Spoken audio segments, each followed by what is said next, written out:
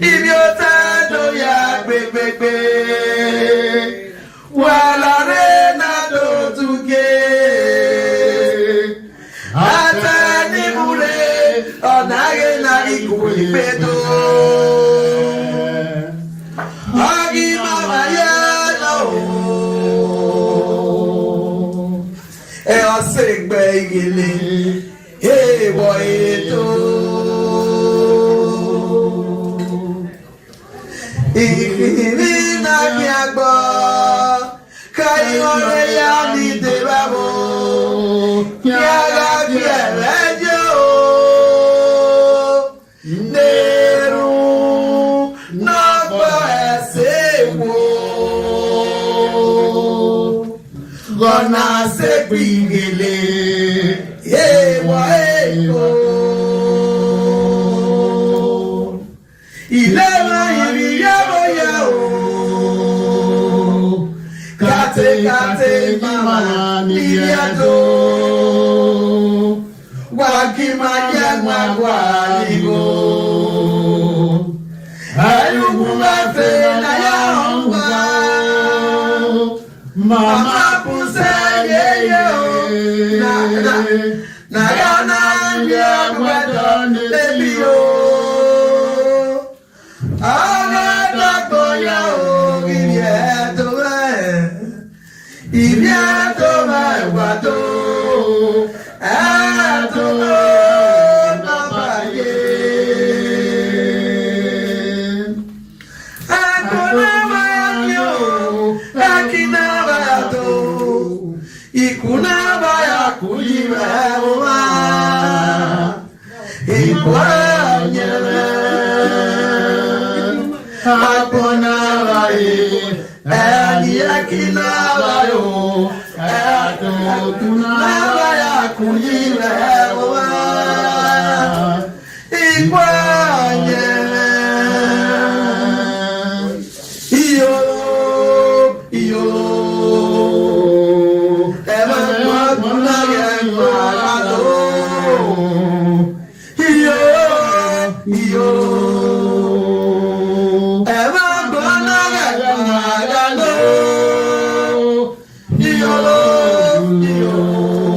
Nagame akupele oya titi Nagi pui titi bayo Iyo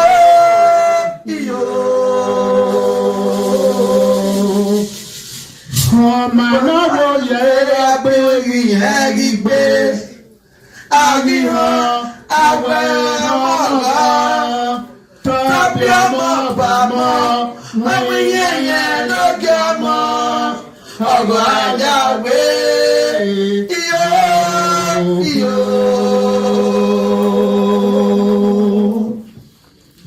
Wageni yo Ehe kiyawa yo baye Noga made dogona dwekile Agija mara mawe na igo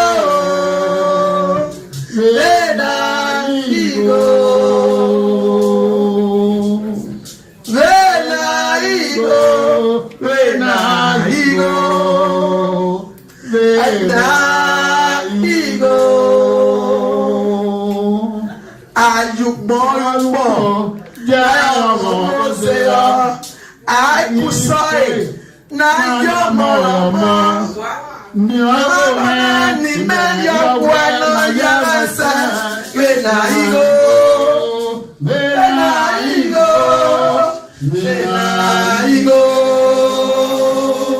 Vena Igo Agilla Moya Mo Vena Igo Vena Igo Agilla Moya Mo Vena Igo Vena Igo Agilla Moya Mo Vena Igo Vena Igo.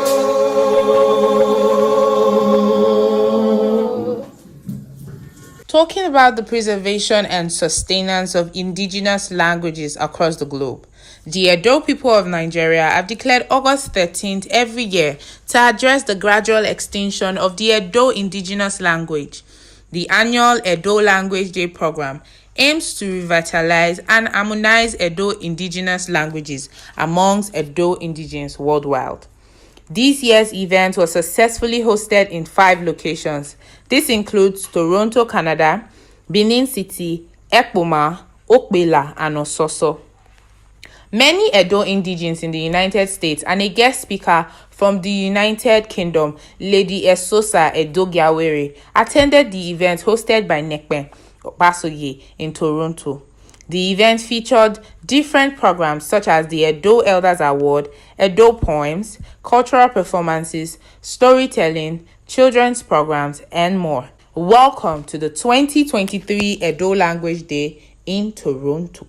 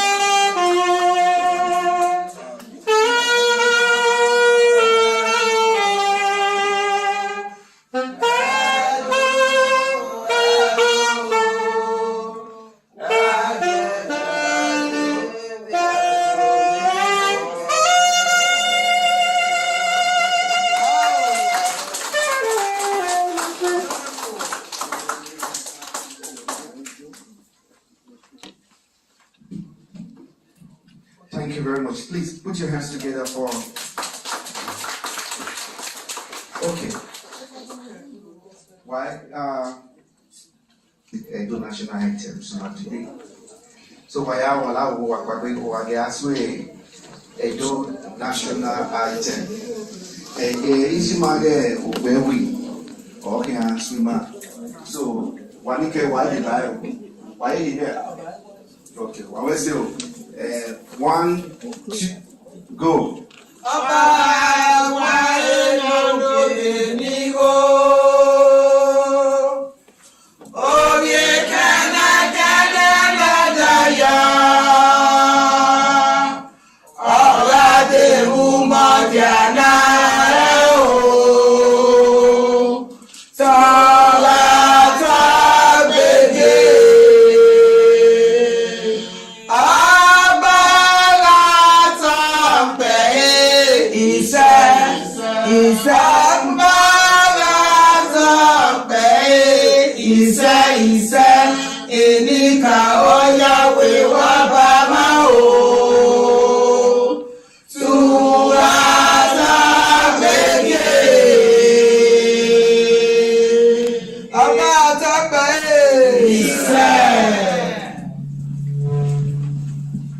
Thank you very much.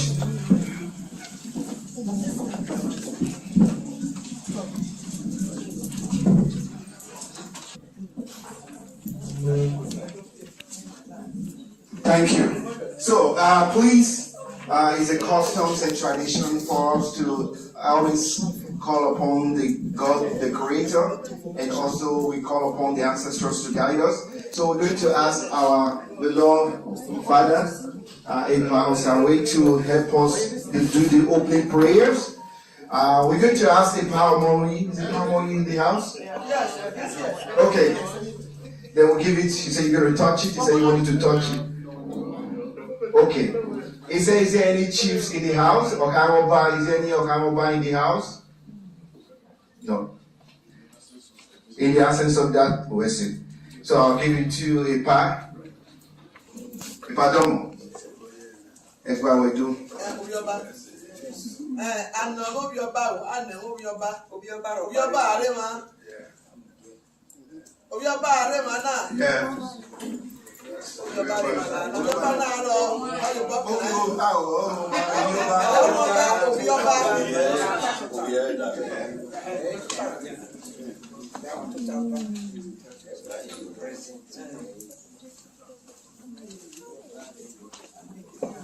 Anyone, a very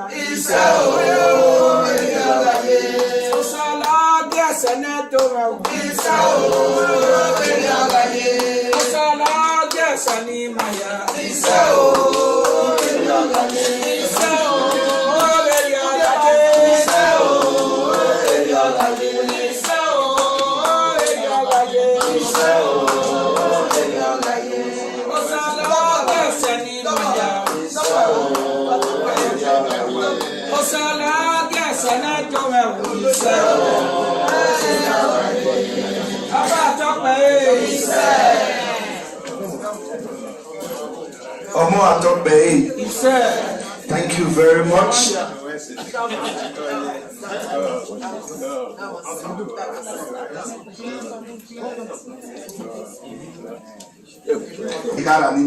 So he Maria on I na imana ro ni ga mu ekukugbe ni bo ti committee.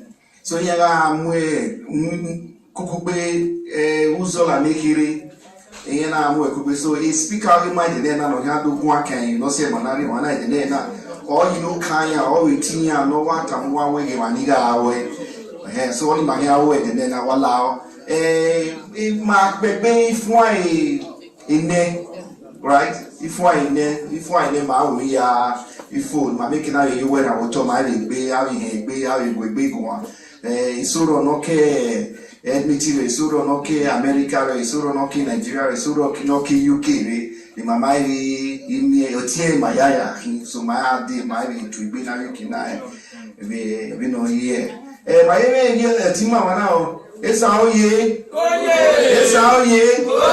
ya really wana o ke ariti mani be van bogu de sa odo nya bi do ba mana do kuma na ma we ti nya nya we tuta nebo ite panel nya we do ko a no se na no se no ki mana ze do ma irima ya we tayo so ni pepe ni do tagbe otimage pa omo yi we ishimage ogbewi iya ladian ni adu takiri in Mosia Manari Mana de na ya we introduction iya rinya vita edo language speaker you know say manata even manaro ina so la iya tia adi wana wala wo eni unu wala wa ko bo ni wala I hear you bona pe no I hear I be do wana ka bo ni ya oni rie ma we eri ya yo wa de ya abi wa mana be bo ni ya igbo yen mo wa bi wa Wani amowari wa. Hen wala ugu. So here tierima. Ni me ni okpa my vacuum. So wana bi bobon de carbon to abi bobon ni me. He ma pe wa ma bobon ni only my game I want. Okay, well, let's welcome Erima Power Moyi and Ijima Obeni to the stage.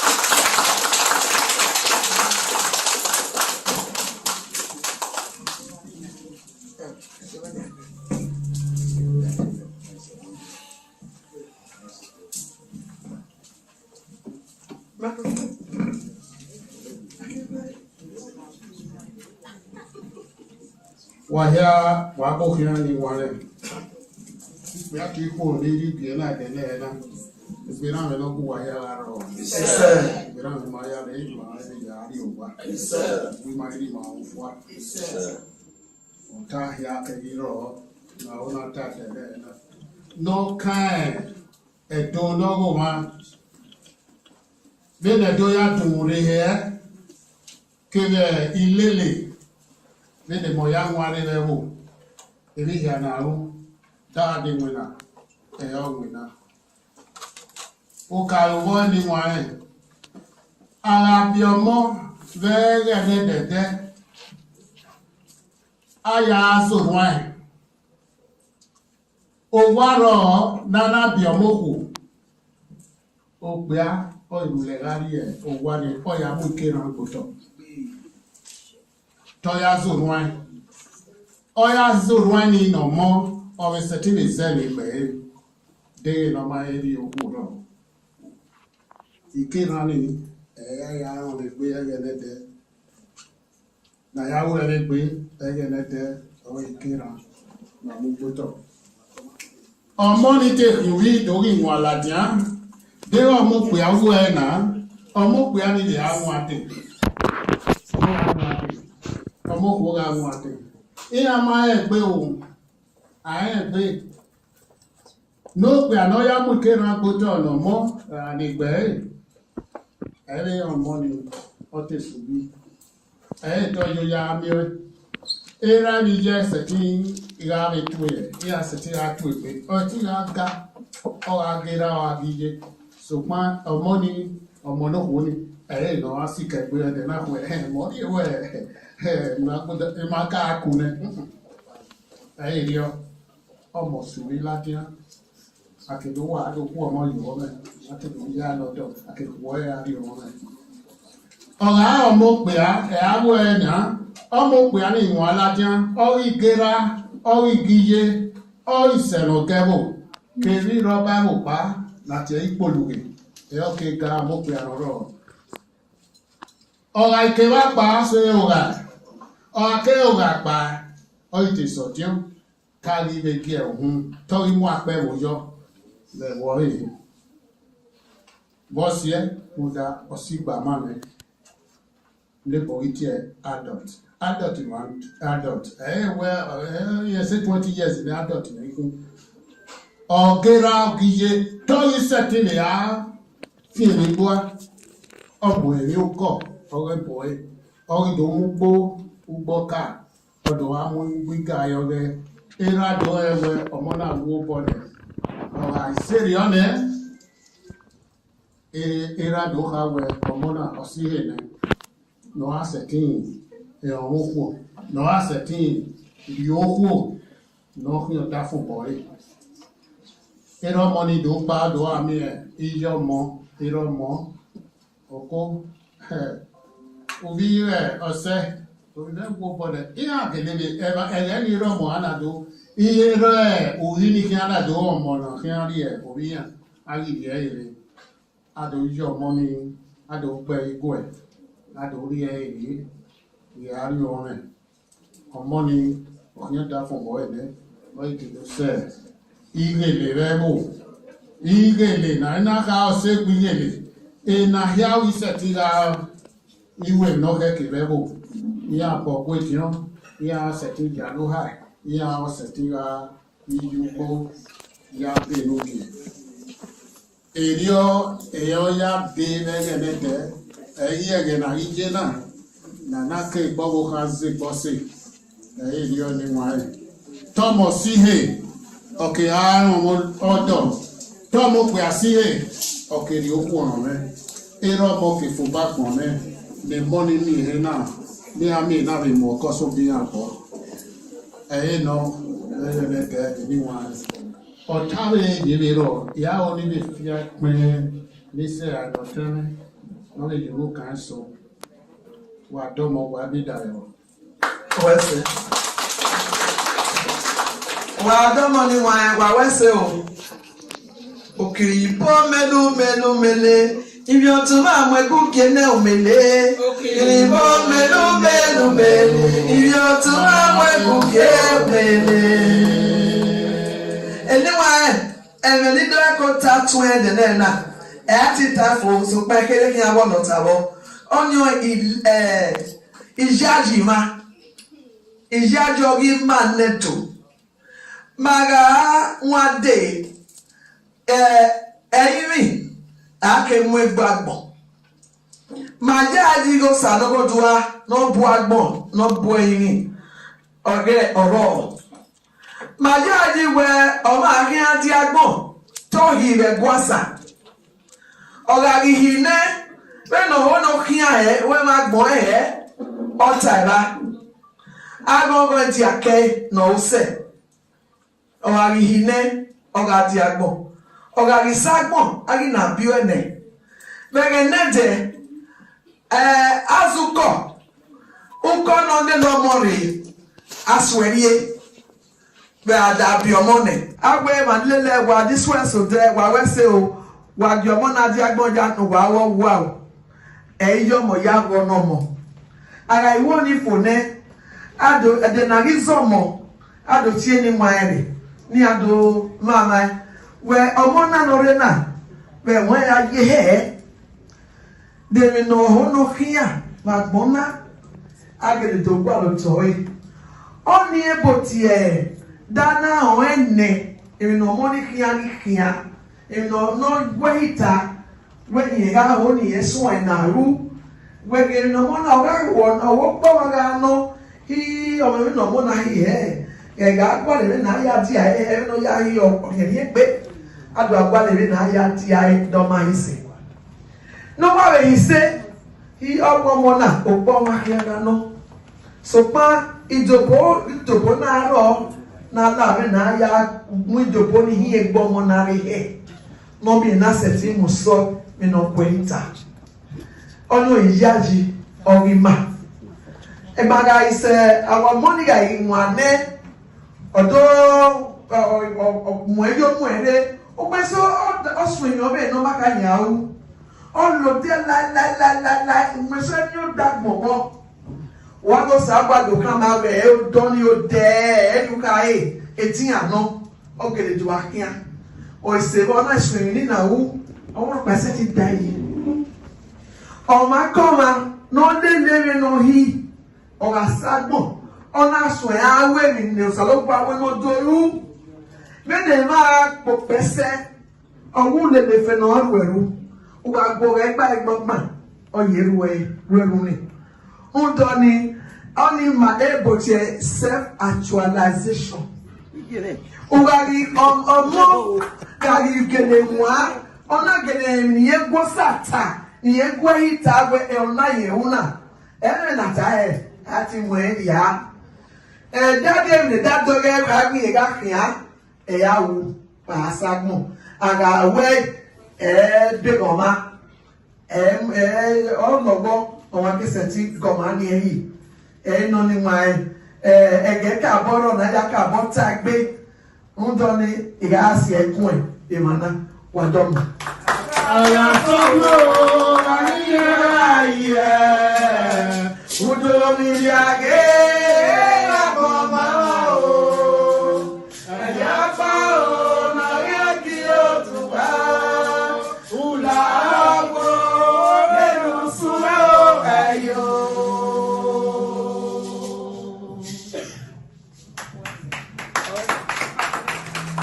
Somebody you guys might have met, and somebody maybe you guys have not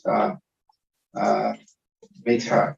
When I was looking at the picture today, I asked her if she was in that picture. She says no, she was not in that picture. Actually, she was in that picture because she didn't recognize herself anymore. Because when these women, when they finish doing all this makeup and work, sometimes we don't even recognize them or pass them on the street. You see them running in your way. Even if it's the street. Agree.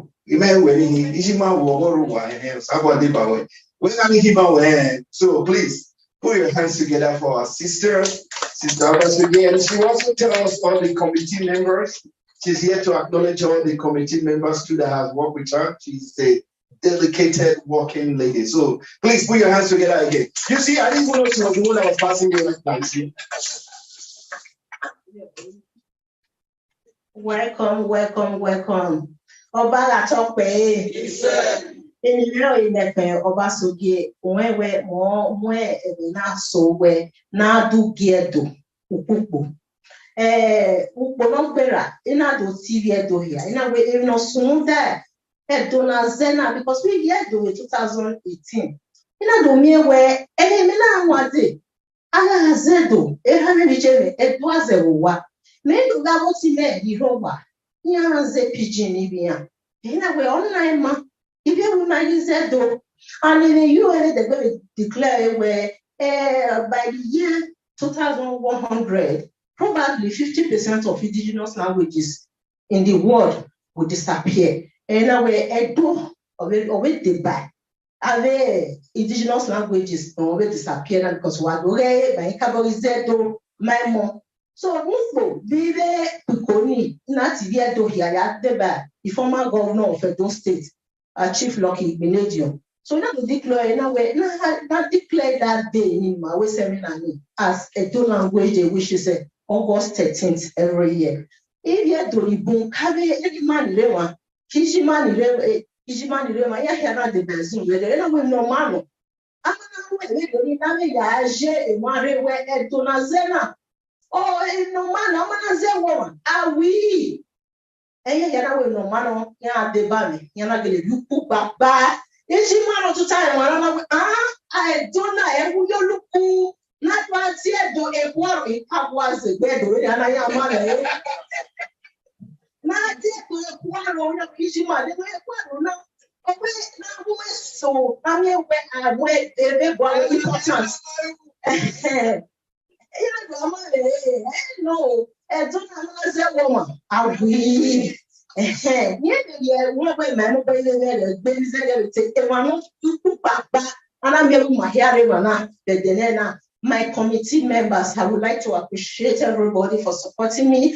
I have a vision, but I need the people to support my vision in order for me to succeed. Without them, we won't be here today. I appreciate all of you. I would like to quickly recognize Pa Francis Omomuyi, Dr. Patricia Fadaka. She was not able to join us today. Mr. and Mrs. Osadebane of Yasoye, Dr. Enabulele Harris Enabulele Oremanabe, all the way from New Jersey.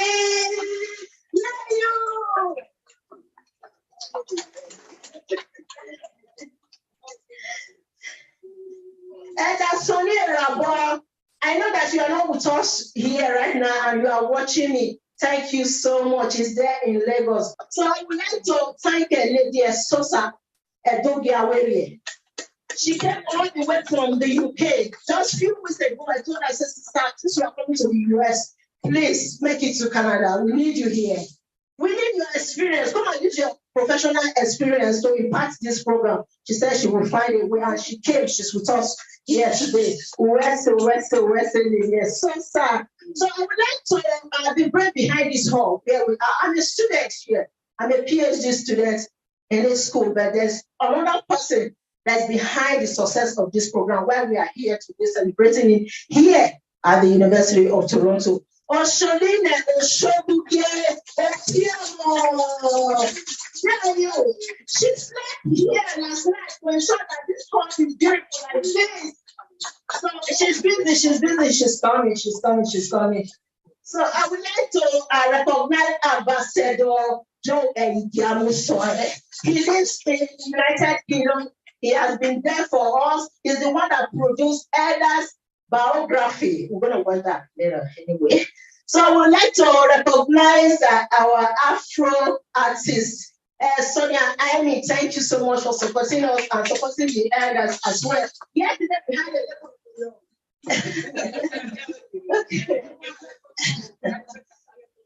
recognize Dr.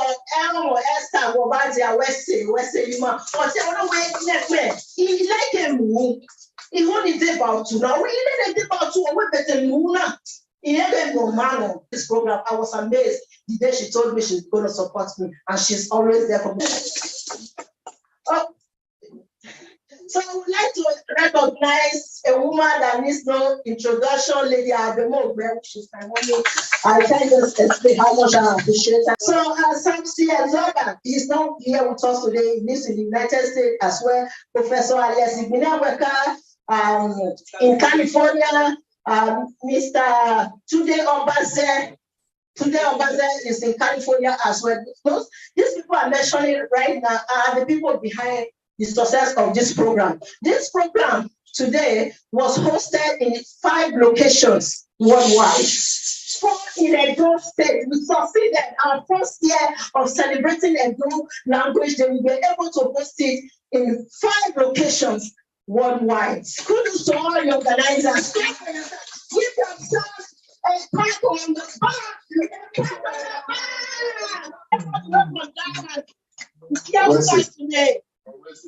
Thank you. Well, I was saying, thank you, everyone. So we're going to bring our honorable sister. He's a lady. He's a social worker. He has been to different countries. You know, get worried. Yeah, I don't know. You wouldn't worry. Okay, he has been to different part of the continent and has does a lot of presentations. So today our speaker is from Charlie. When I think Charlie is from England, from Chas, which is King Chas. So we call them Charlie, right? Before Charlie came, we have Eliza. Yeah. So now we have Charlie. Charlie Maggie. So, but now we have Ogidiga in our own language.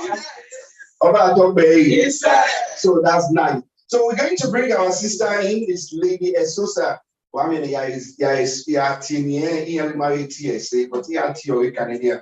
is Edu Gawiri. Did I try it? Yes, so please put your hands together for our sister, Lady Esosa Edu Gawiri. We'll be speaking on the importance of speaking our language to our children. But I'm surprised that all of you are coming. You didn't bring the children to come and hear the language. But however, please put your hands to her.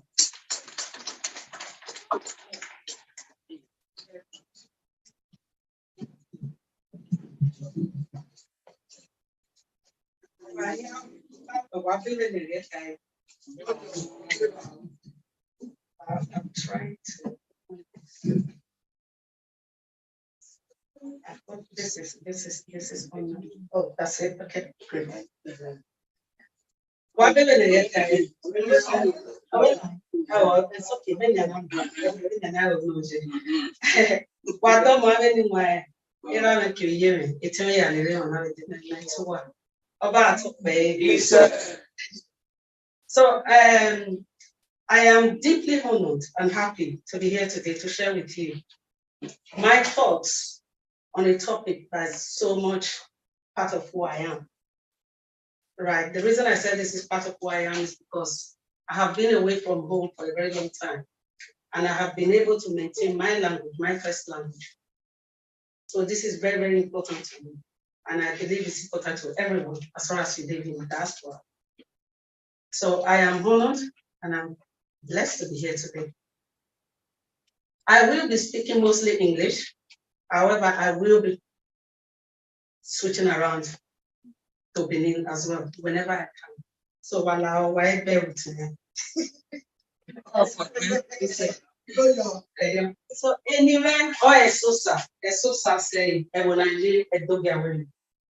I am by birth Ewonaye and I'm married Edogawiri. I'm a pediatric speech and language therapist or a speech and language pathologist. I work with the NHS and I also run my own private practice in the UK. This is me. That's me. So I also, what a speech language therapist actually means is, okay, something is happening.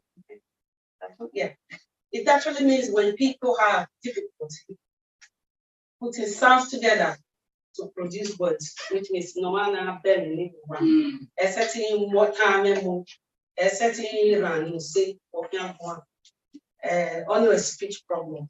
A language problem means to be able to put words together to form phrases and sentences. That's a language problem. And then a communication problem is when someone has difficulty paying attention, reading in between the lines. For example, no matter,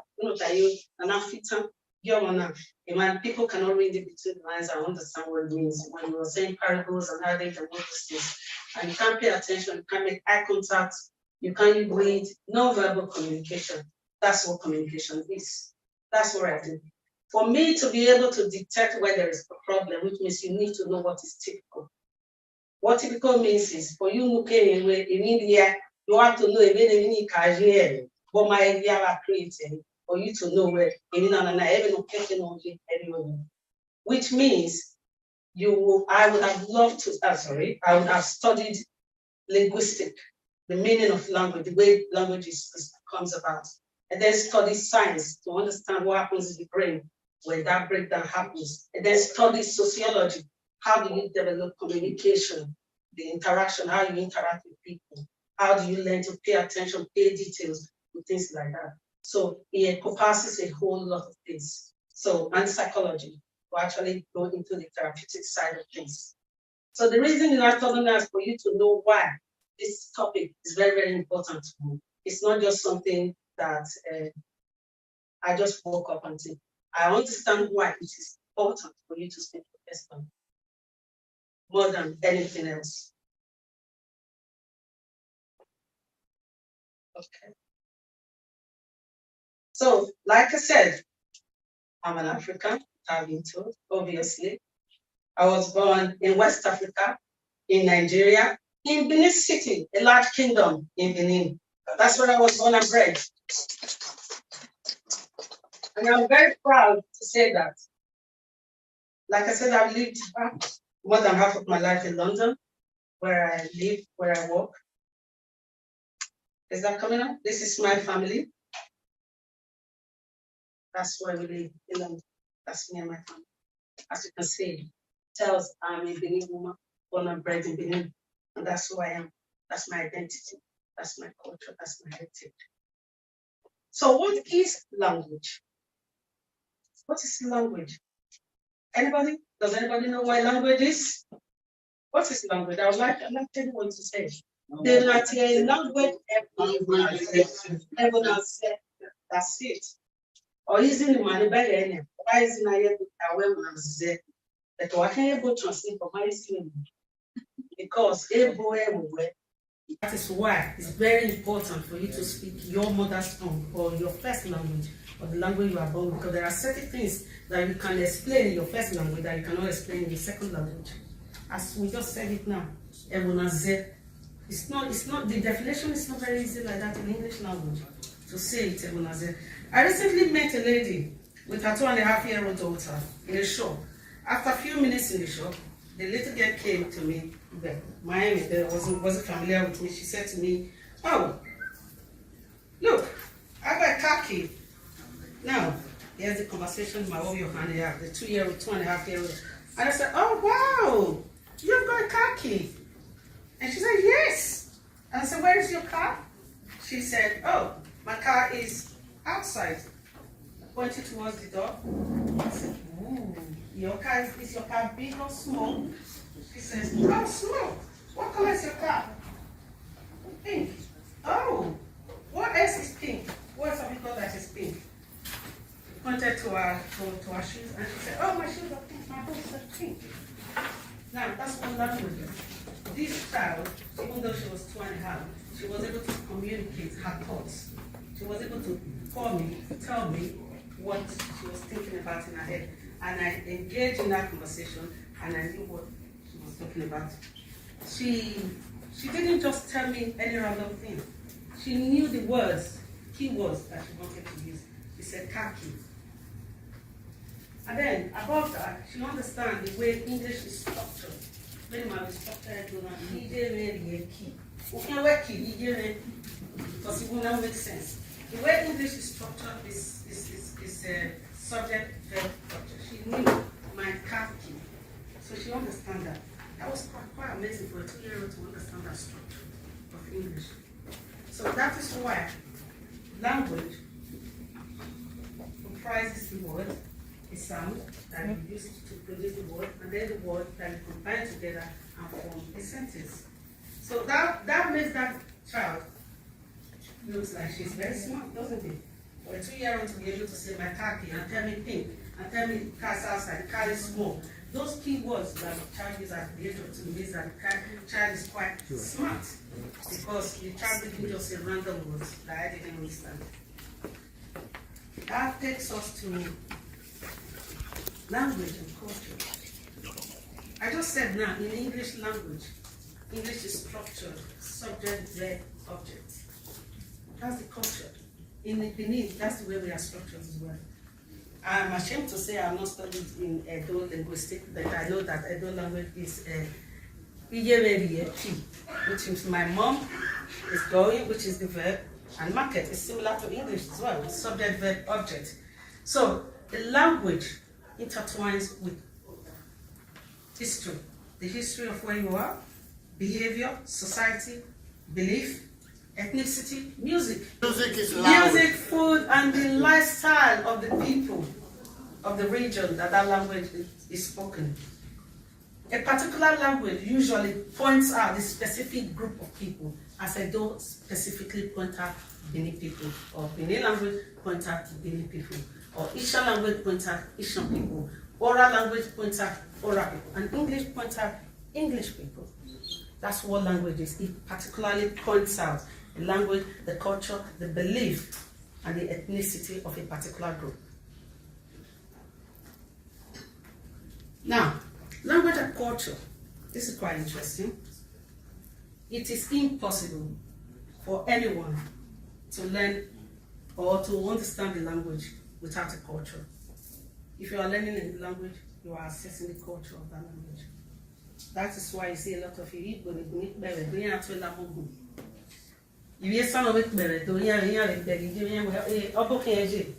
because they don't learn our culture, that when mommy comes from the market or mommy comes inside, we say that because they've lived in Benin, they become part of Benin, they've learned our culture.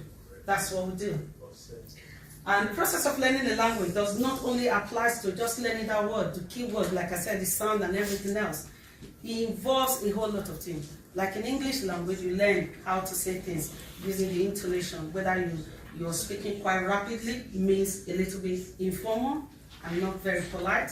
When you're speaking quite slowly, it means quite polite tone. The same thing applies. That's the culture of English. Whereas in different language, in Edo now, when you speak nicely with a light tone and say koje, it denotes respect. So that is what language is. So if your child is learning someone else's language, be aware that your child is learning someone else's culture, and someone else's belief, and someone else's ethnicity.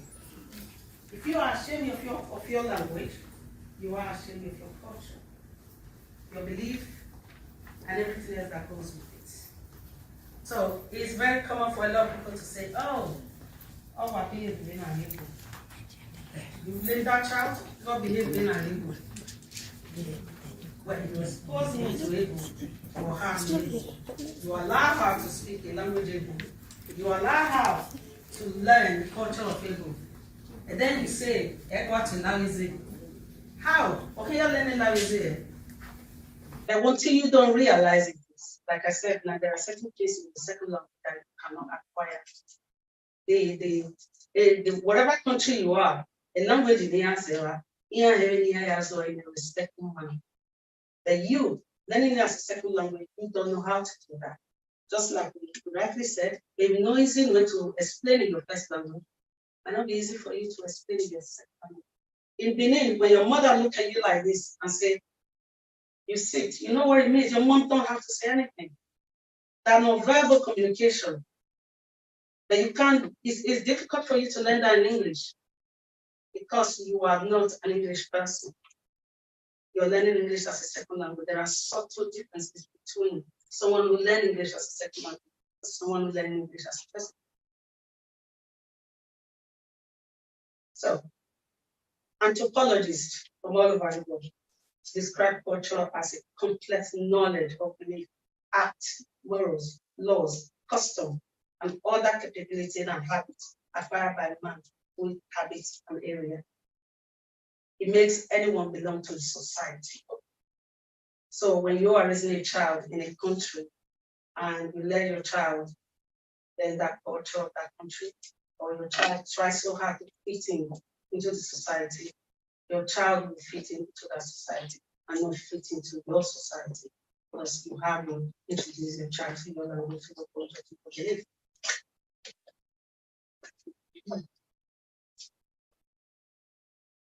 Language and culture influence identity.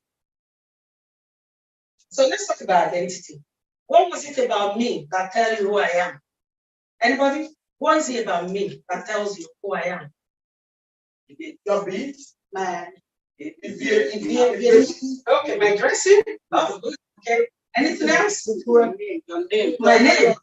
Yes, my name. Yes. What else? Yes, yes, yes, yes. Yes. So this is it. That is exactly what it is. Culture dictates how we interact with people. Your culture. Like if I see a Benin person right now, like I saw madam, the madam came in here, I realized it was Benin, and I put her in Benin manner, and I put her to chair in a respectful manner. The way you interact with people, tell you who you are and what your identity is. Whether yes, Eleanor, that's right. My language, my name, my culture, is my personality, is my identity. And your language, your name, and your culture is your personality. Yes, intertwined with your personality. That is how you show where you belong, who you belong to. Like, am I an African? Am I a European? Can I actually say that I'm European? I'm an English person, even though I've lived almost my life in England. Can I actually come here now and tell you I'm English? No. Did you buy that? No. Why? Why should you not buy that? And if you ever hear, if your parents were young and change it's an act of belonging. So language is an act of belonging, and an act that you feel that I belong to this society. If I want to make friends with you now, if I see a Frenchman and I want to develop a relationship, I want to initiate a relationship with that Frenchman, I can tell the Frenchman, oh, I've been to France, I've been to Paris. I only understand 1 or 2 words in Paris and in French. And I can say bonjour. That way the French person will be drawn to me automatically. And the relationship will progress on that side. So language is an act of belonging. Without language, you have no culture, you have no identity. Whatever language you speak, that's your culture, that's your identity. So I work, like I said, I'm a pediatric. I specialize in children from 0 to 19 years. And one of the key things parents do is like, I can't talk to my child. Parenting is quite challenging, especially with people like us, people who are in the diaspora.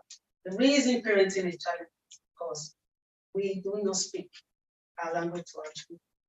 And for that, we don't know how to draw the boundaries, what children is allowed to do and what children are not allowed to do. Like we were raised at home. Whereas when you live, the indigenous of that place that you live, they understand the boundaries of the section. That you are not, and you don't know how to set boundaries for children. And then your children go wild. Anyway, or media will have They went on with time. My children says, like a son, but that's what their father does. And they tell me that the year and he said me cut, because that's what they do. Because that's my culture, because I teach them culture. An educated English person really married you.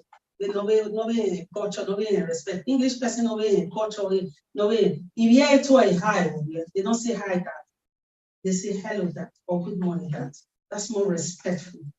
That it would take you a long, long time to understand that.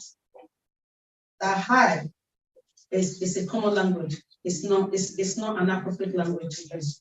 So, but our language, you know why? Okay. So, learning a second language is not an easy thing. Stick to what you know. That's your first language. That is why Asians, a lot of Asians, here is able, there is doctors, there is lawyers, there is barristers everywhere they go, because they stick to their culture. And then when the child goes outside, the child learns English outside. When he gets inside, they speak Punjabi or Bengali inside the house.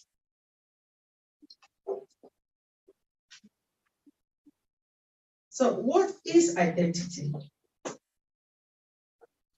Like I said, if you consider your characteristics, whatever make you special in relation to your society is what your identity is. If you belong to any group, when you go out in the society, you present yourself as the group that you belong to. That's your identity. That's what gives us identity. Language gives us identity.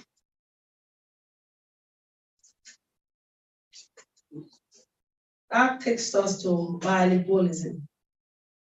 Bilingualism is a term used by a lot of people to describe second language. It's when someone is able to speak more than one language. It can be a bilingual. Like, for example, I consider myself a multilingual. I speak Edo, I'm very fluent. I speak broken English, pidgin English, I'm very fluent in broken English, and I speak English quite fluently as well. So I am multilingual. The most general term is that people develop 2 or 3 languages and they are able to use them fluently. That's what bilingualism is. And that probably developed during the early years of your childhood or even when you're an adult. However, I have found a lot of people, research has shown that some people who acquired second language, third language, find it difficult to retain their first. That's what research shows.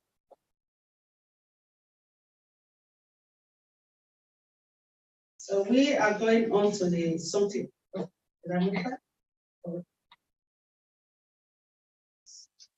Here is an important slide that I would like everybody to get. Why it is very important for you to speak your first language, your mother tongue, to your child. Now, different parts of the brain. You can see the frontal lobe of the brain, the temporal and parietal lobe of the brain.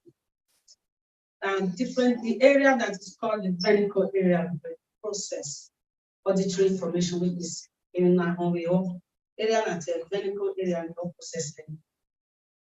Process language, process everything you hear auditory. While the broadcast area process what you read on paper. They have shown that even if that particular part of the brain process auditory information, if you are a bilingual or you speak more than one language or speak more than 2 languages, different parts of that venical area also process different languages. For example, anytime is a big pidgin English, is English, which means different parts of that venical area process pidgin English, another area process Edo, another language process English. Now, in the brain, we have something called lexicons. In your lexicon, that's where, like a dictionary, where we store our words, where you study nouns, the verb, the adjectives, the pronouns. So what can go on? Your brain quickly processes information and pick up the noun, pick up the verb, put it together and make a sentence very quickly. And what happened when something happens, something goes wrong along the way, either with the processing of the information, which means the woman not telling me, many has been able to transfer it into your brain. However, for some reason, the brain is not able to process that information. Which means if the brain is not able to process the information, you can say to the answer, so what happens? That's what we are going into now. So I recently worked with or a long time ago, I worked with a Nigerian man in a stroke ward. A Nigerian man had a stroke, so he was in a stroke ward. Before I specialized in pediatrics, I was working with adults as well. But it's not nothing. Okay, people at the back can hear me. Okay, I will just project my voice. Is this good enough? Yes, I'm moving a little bit closer. Good. So I worked with a Nigerian man some time ago in a stroke ward in the hospital where I worked when I was working with adults. And they have completely abandoned him. He had a stroke for a very long time. He's quite an affluent man. When I mean an affluent man, he had a house very close to Westminster. He no longer work very well. Anybody that lives in Westminster, close to Buckingham Palace, means that that person is quite wealthy. So he's a quite wealthy man. He lived very close to Buckingham Palace, and he had a stroke. And he had all his children in England, in London. His children didn't speak a word in English. They abandoned him. They said he didn't talk. They said that he could not talk. All I had to do was just rehabilitate him and make sure he's comfortable as a black man. As soon as he sees me, he started saying, Ugwan, Ugwan, Ugwan. I didn't know what Ugwan means. Like I said, I don't understand a single word in English. Ugwan. So when I got home with this, one of my husband's friends is an Igbo man. I called him, what does Ugwan mean? Oh, it means now in Igbo. So I tell Benin, this man can talk. The man, it means now. Yeah, it doesn't talk, it just says jargons. I said, no, he's not saying jargons. That's actually meaningful. So I brought a map of Africa. I pointed a map of Africa to him, and I told him I was from Nigeria. And then he got really excited. Like, oh my God, I see my sister. This is my sister. And then he got really excited. And I blew the map of Nigeria up, and I pointed to Benin, Edo State, and I said, this is where I'm from. He pointed to Imo State. He said he was from Imo State. And then I told them, I said, the man can talk. He can't talk. Maybe he cannot talk, and he can't communicate. Yes. Now, what we don't understand is that 25% of communication is talking. 75% is not talking, it's not verbal. Like I said now, your mom could just look at you and just stare at you inappropriately, and you know exactly that. That don't look nice. Yes. I need to sit properly, otherwise my mom is gonna give me a wall up later. And then that those kind of things, that's 75%. I might be talking to you now. My words might not mean so much, but my intonation might mean a lot. Whether I'm shouting, I'm screaming, I am raising my voice, actually means a lot. Those are the key things that are quite important in communication. So the hospital now called his children and told his children that the man can talk. Throughout my stay in that hospital, the man became my friend. He used to go to the toilet, he would tap me, and I would just show him a paper, say, what do you mean? He would tell me he want to go to the toilet. So what that means is that even though that man had lived in England for all his life, stroke has affected the part of the brain, in the ventral area of the brain that controls second language. He only retained his first language. But the problem is he could not communicate with his children because his children does not speak a word in Igbo. The children didn't know that Ugwano means now. So recently, about two or 3 weeks ago, I also work with an affluent lady who was experiencing dementia. The children said that he was experiencing dementia. She was experiencing dementia. And the children contacted me and they wanted me to work with her. When people have dementia, dementia weakens the muscles. Now, the muscles that we use for eating, like you chew your mouth, you open your mouth, you chew your teeth and everything, the same muscles you use for talking. So when dementia starts weakening any of the muscles in the body, it affects your speech, including breathing, because you need to be able to breathe, control your diaphragm, control your breathing for you to have a voice. So when Parkinson's disease affects your breathing, affects people's breathing, and then the voice is weak, that person can't talk. Or it affects the part of the brain that controls second or third or fourth language. What would you do if your child don't speak your language? So this woman was experiencing dementia. The children contacted me and I was going to do an assessment. Luckily, she's a Benin woman. I've known her before and my children were my friends. But she was born and raised in Lagos. And she was an ambassador there. She studied in England, worked in England in the 60s, long before I was of 50s. And she went back to Nigeria and worked. So when she was now experiencing dementia, her speech became very slurred. She couldn't talk properly. So the children contacted me. I was doing an assessment with her. She couldn't say most of the words she tried to say because she's quite fluent in English and she speaks English on a daily basis. So her default language was English. And then I said to her, I said, Mommy, who said what? We are said, because we said.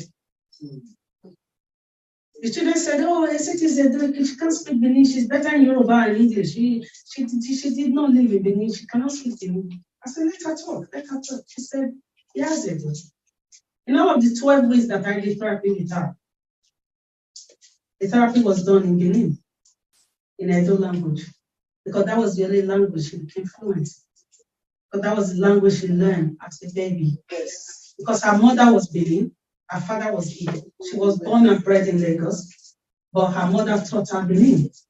She's lost the ability to speak Yoruba because her tongue does not move quick enough to speak Yoruba. Her tongue does not move quick enough to speak English, but her tongue is quick to speak Edo. So throughout the therapy, we speak Benin. So I don't need to tell you now. I'm sure you all know why it is important to speak your first language to your children.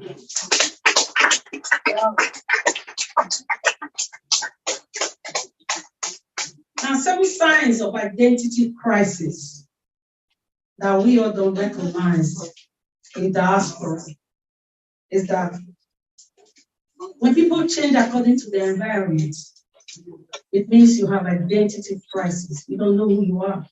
That is why when you go to a green, you become green. When you go to blue, you become blue. When you go to red, you become red. If you know who you are, that I'm yellow, I say yellow all through.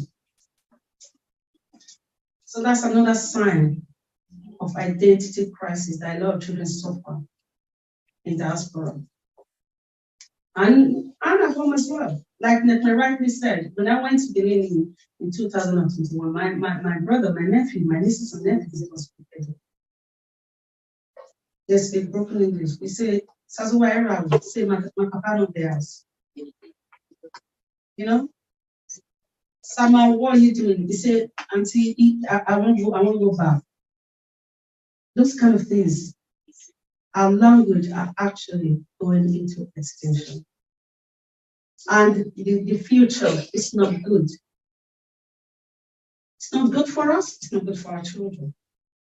It's something that we need to address. Or we have children who change according to their environment, who will have relationship model. As soon as they become friends with a white person, they can behave like a white person. They're friends with a Jewish person, they behave like a Jewish man. Often have radical shift in opinion. They cannot make a decision. They cannot say that this is what I believe, this is what I stick by. because they have that identity crisis. They don't know who they are. So they change according to their environment. They don't like being asked about themselves. When you ask people, say, oh, what's your name? Because Joseph. Oh, Joseph, what's your last name, Joseph? Joseph will become reluctant to tell you his last name because doesn't like to talk about himself because he's got identity crisis. My married name is Edo Giaweri. That's about 5 syllables. My son will make sure his teachers in England pronounce his last name very correctly. You cannot call him Edo Gianene or Edo Giawere. Edo Giawere is Edo Giaweri. I have to go to schools on several occasions to teach the teachers how to pronounce my children's last name. This is because it's very important. It's part of their identity. Just like I cannot mispronounce an English name. I cannot call somebody called Michael. So if I cannot call you Michael, the way we call it in Africa, if your name is Rachel and I can call you Rachel, so you can't mispronounce my name. If I take the pain to study English and pronounce your name correctly, you should take the pain to study my language and pronounce my name correctly. My name is not Isosa, it's a Sosa. It has to be spelled correctly and it has to be pronounced correctly because it's who I am. If you mispronounce my name, you insult me. And I take that very lightly in anyone. Just like English people do not take the pronunciation of their name very lightly in anyone, I don't take mine very lightly either. So identity crisis, they get bored very easily. If they were here now, they'd be like, so I said to Africa, can we just go? I want to go. I don't want to stay here.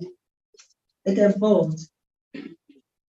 They find it very difficult to stay in relationship, to establish meaningful relationship. People have identity. You don't want to. When you know who you are, you can stand tall and sustain any relationship. You say, because I don't want. I know I am Ewolari, and I'm from Edo State, and I'm from Benin City, and we are warriors. So when my children come home and they cry, I'm like, you are a warrior, you are a born warrior. You are an Edo boy. We are a born fighter. So that's who you are.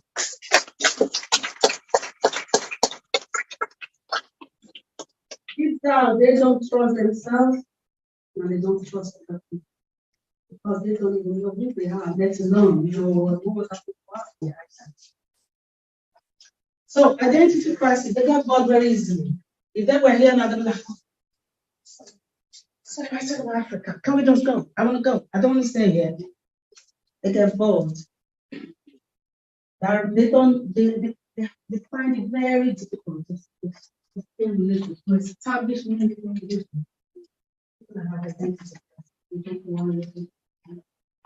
When you know who you are, you can stand tall and sustain any relationship.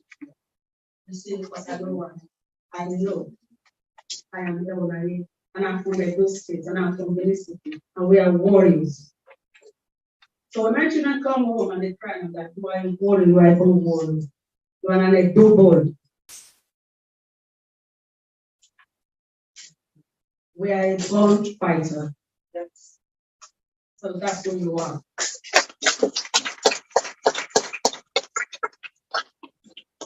Deep down, they don't trust themselves and they don't trust other people because they don't even know who they are, let alone know who was up to what. Okay. So that is it. Okay. That's what the impact of culture with values and self-identity brings down.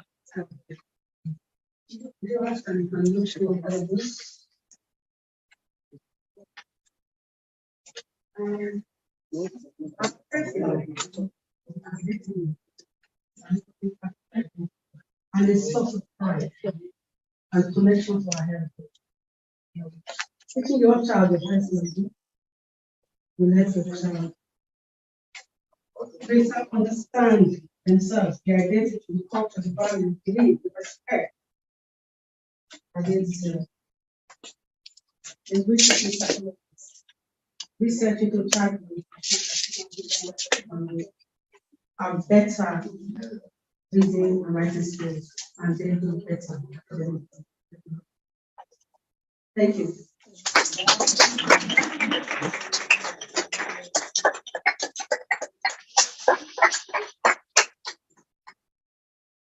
Any questions? Okay. Any questions? Thank you very much. Somebody at the back? Somebody at the back? Yes. Oh, okay. I just want to say thank you so much. That was really, it was beyond informative. It was illuminating. Oh, thank you. One of the questions that I had was on the point you were making about the ones that were in the hospital who had lost that compartmentalization of the first and the second language. Yeah. Now, for us in the diaspora, meaning the ones who were taken, because that's another aspect where our parents, they cannot say they're Edo or they're Igbo. We just don't know necessarily exactly what our lineages are. But we know we are African, but it stops there.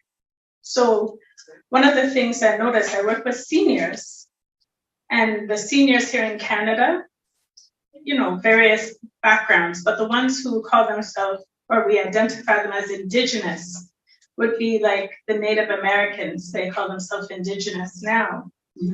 The ones that were taken in the residential schools and they were forced to learn the English, and they took on that culture by force in their lifetime, when they get older, they tend to go back to what they learned as very small children before they were taken. So they're speaking 80, 90 years old, they're just speaking that language, that Indigenous language, and they actually need a translator, even though for their adult years, they were speaking English in this society.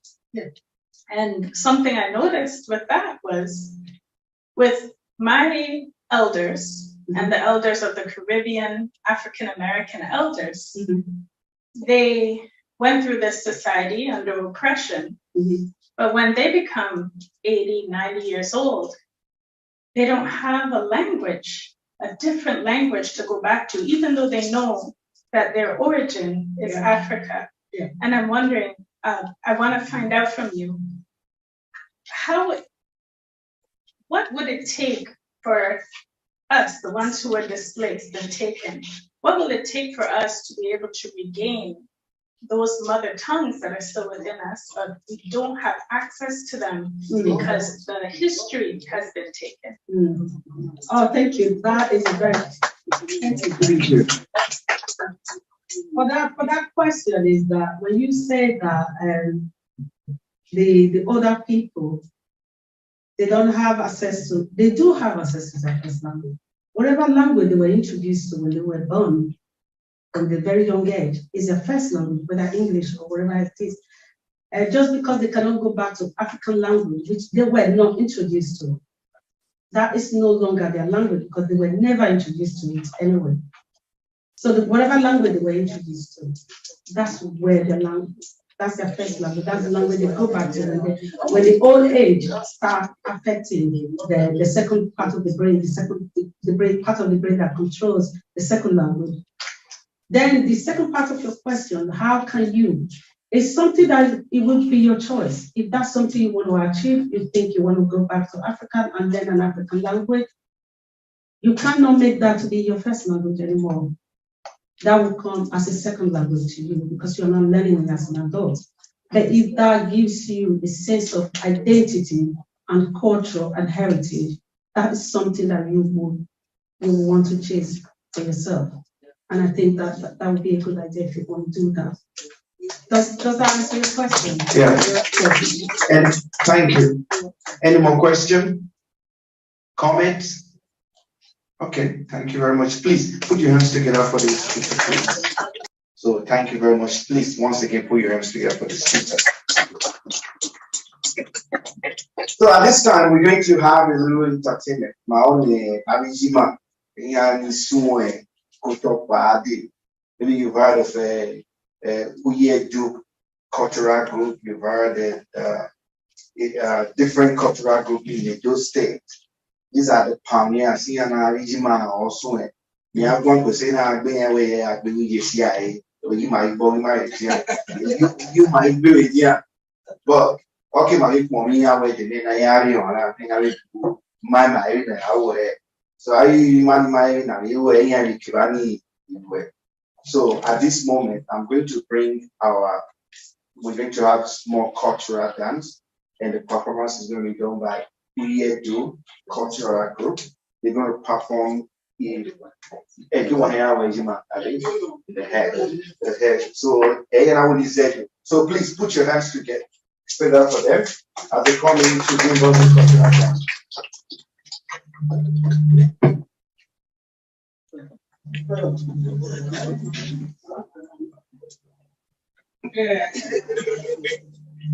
Oh, you only have 2 nights.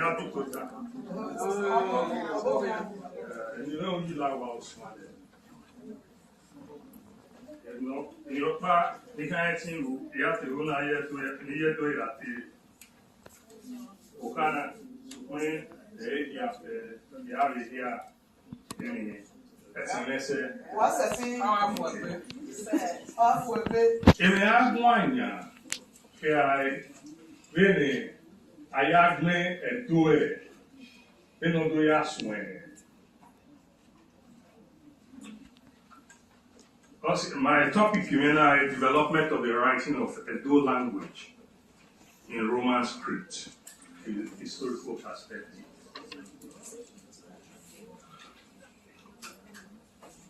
And I choose a topic in Akea with my mobile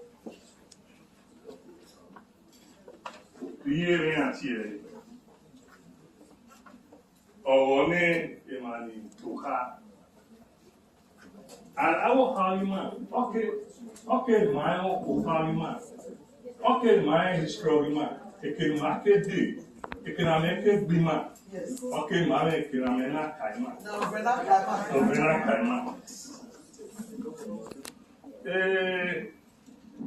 My Benin. If you might be among Obey not here.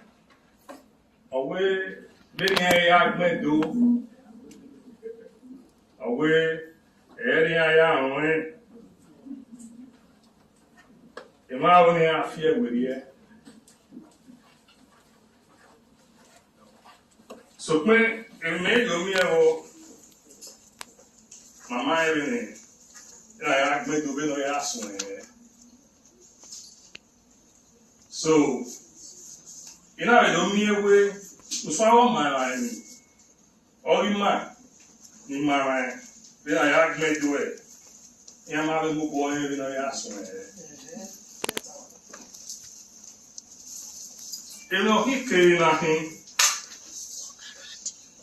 And I don't know, he able to me away the language was reduced to writing using the Roman alphabetic system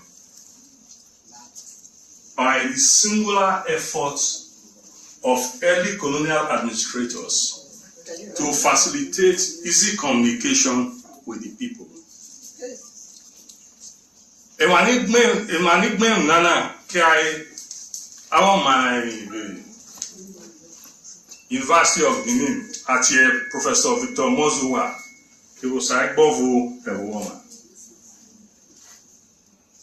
So when maybe you get me at me, and I don't mean way a matter more body me at me. And I can Arioba, the Arabian, not better, the night manager, that the National Archives be badon. And I they me at me, the off by. May do gay. Ena do tawe emi agme we colonial administrators also do na agme o magba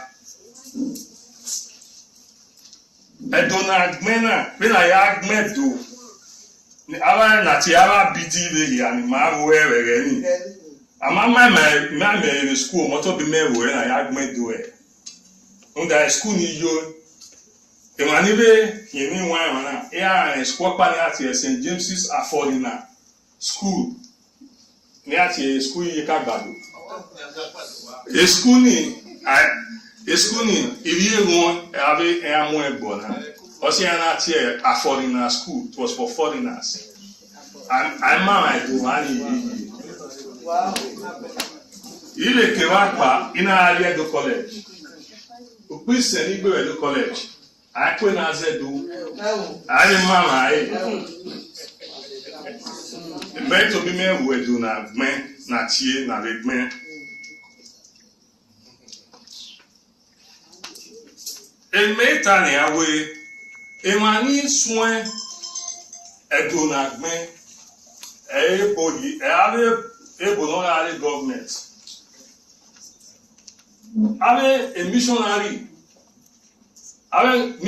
in a government, a private in a yes.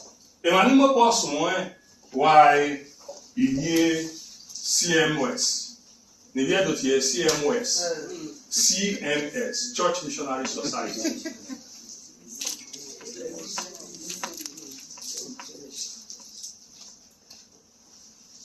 So me akawo ye ni vie dora admin eboke. Mama wa admin awa admin baby oma tie. So pe eti mama ya vini ni e. Ano emani na ya olokun e ya mi ewe aha olokun. Owe me mi ya ewe ya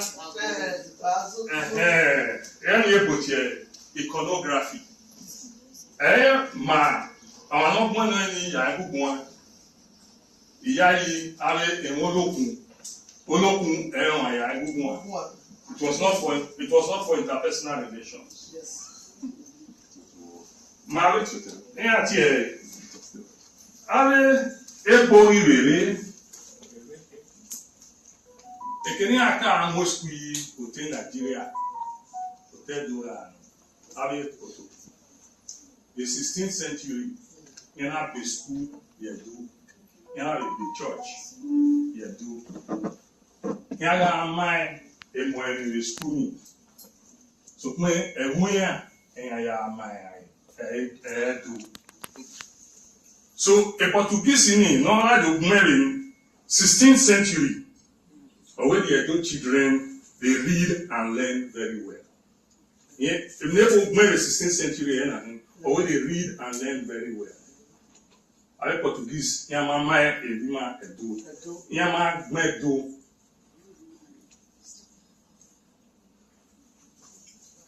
Onoka me Mokedo, Ola Jama Pa, Esiriano, Enyera Sigismond Kwele. Another me go pa 1854, a Benin at a polyglotta Africana. Ona yana awo ni aya avue abe evue ewo na South Africa so Syria no ni emane avio yewani abe emane ahiene na temurie America ya do wina ebo na idwa via la dia woko na ya via Syria no uswe manie na viola dia wo ona do milie do soro na tehiene. On the first attempt of writing Edo language. But let me hear one or Magma say, okay, let me hear one spell AGMOIFO.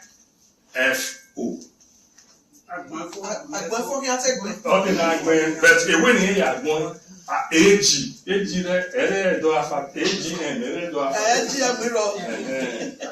was the first time. That was 1854. Wow.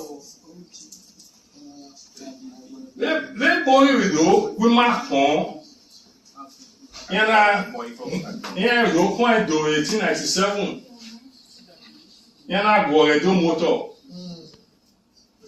Yana do base school at a government school. Born in 1901. The government school in Orari, Upper Market Road. Evani, I like to go where I think I'll be like this. Evani, I will to Kenny, the Kenwa Road.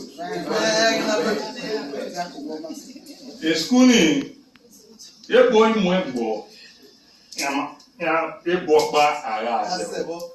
the principal, the headmaster of the school, you get Ghana, Mr. Okai. Yeah, Tofie 1950s, I'm a teacher to the government school Benin. So, I don't give up by a day in 1909. And here I know Thomas. The other way you do, so I do take interest in here do, and I do try in dictionary already do. Under the way Benin that 1910. The Benin is titled Anthropological Report of the Edo-speaking People of Nigeria, Part 2, 1910. Èmi náà gbẹ́nẹ́ ẹ̀mú bọ́ọ̀dì àti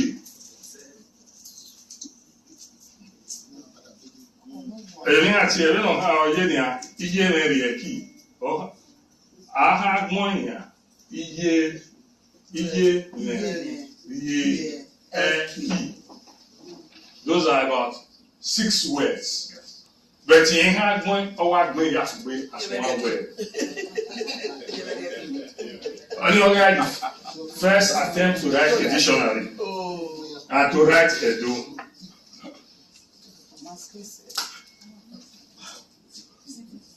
Any enable to orthography, the alphabet already am I developed.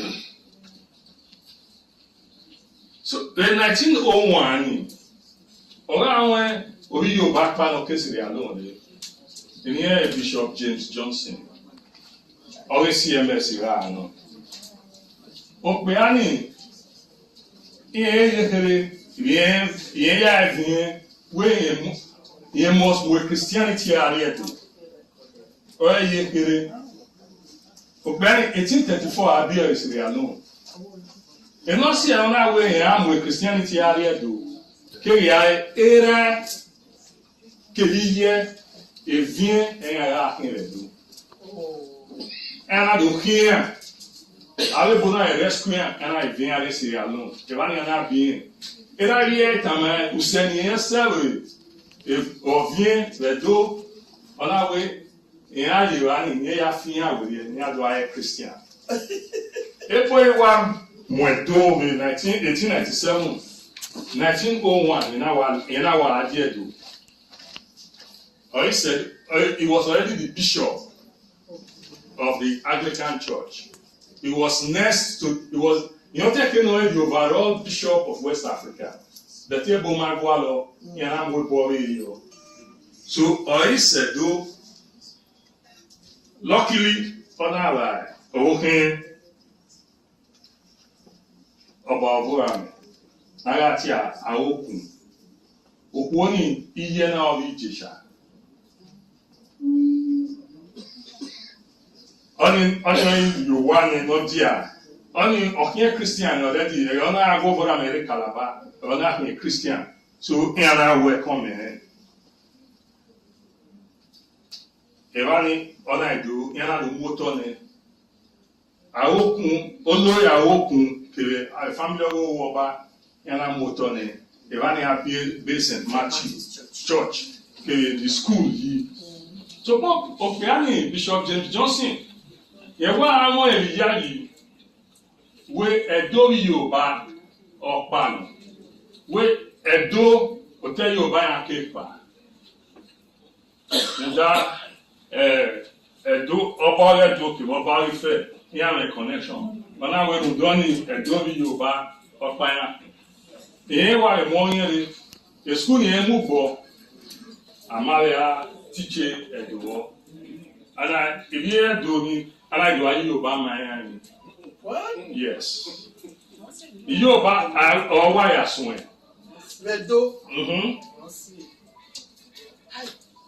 So, Yoba Miami. Ona era na here. Ave CMS. Ave ya fa eni one of CMS na geria do. Atanda oru baba Yoba ya hin. Ya mare fie werie. Obi ora na re mure oye shile. Yoba oti Yoba na we nwa. O mare fie ro kwa werie. So Yoba ya amayan. In 1917, yana edo mwe bokpani ati Raf Kid. Raf Kid ni yebe ibiye do yana do soin edo na gbe. Yana edo we na ya ye do ya ma de kani. So eriye ya soin ato bien when ala bidi na ya agbe do.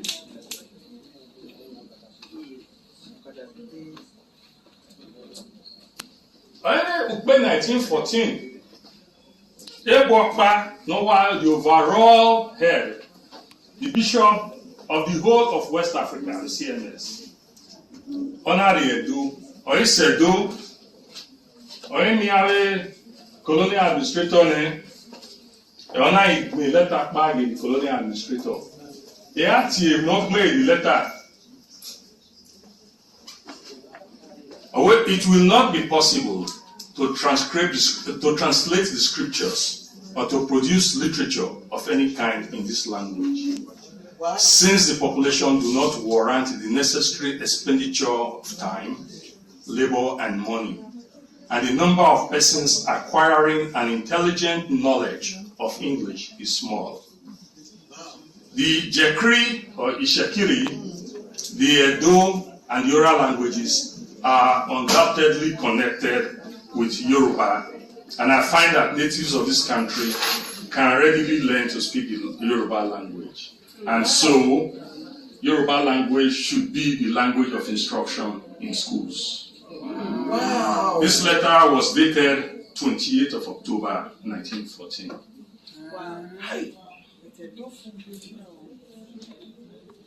The government officials, they accepted the recommendation, and the commissioner, Mr. James Watt, Mr. James Watt in Omateleone, Oba Wekari Oba, Ona Agualone, Mopa Seki Oba, it would be good that Yoruba and Igbo be made the language of instruction in the whole of southern Nigeria. So, that was the situation. Mundoni Amara teacher do. Ebony Mr. Afkidi Ire. Ona do Amuna with Ariel. Unfortunately, none of Amuna. I have pictures on here. So, Ebony had the way discover way anything converted man Munda. Emania Chania convert any Yoba. Okay, Zedo. So, Onaido Chiema will be the first Benin to become a priest of the Christian Church, Reverend Egibo Emmanuel Owoba. Yana trainer, look, we're planning out here, Mr. Fundaye, another one out here, Mr. Amadasun. Que Dieu comme Eradewa dans l'industrie. Et on a eu soin, et on a eu débat, Rafkil, et on a eu soin formulé TV na ya agmento. Et bon non, et on a eu so et on a eu formulate, et on a eu développer une matière orthography. Orthography ni, oi, avec A B D A F G G B B E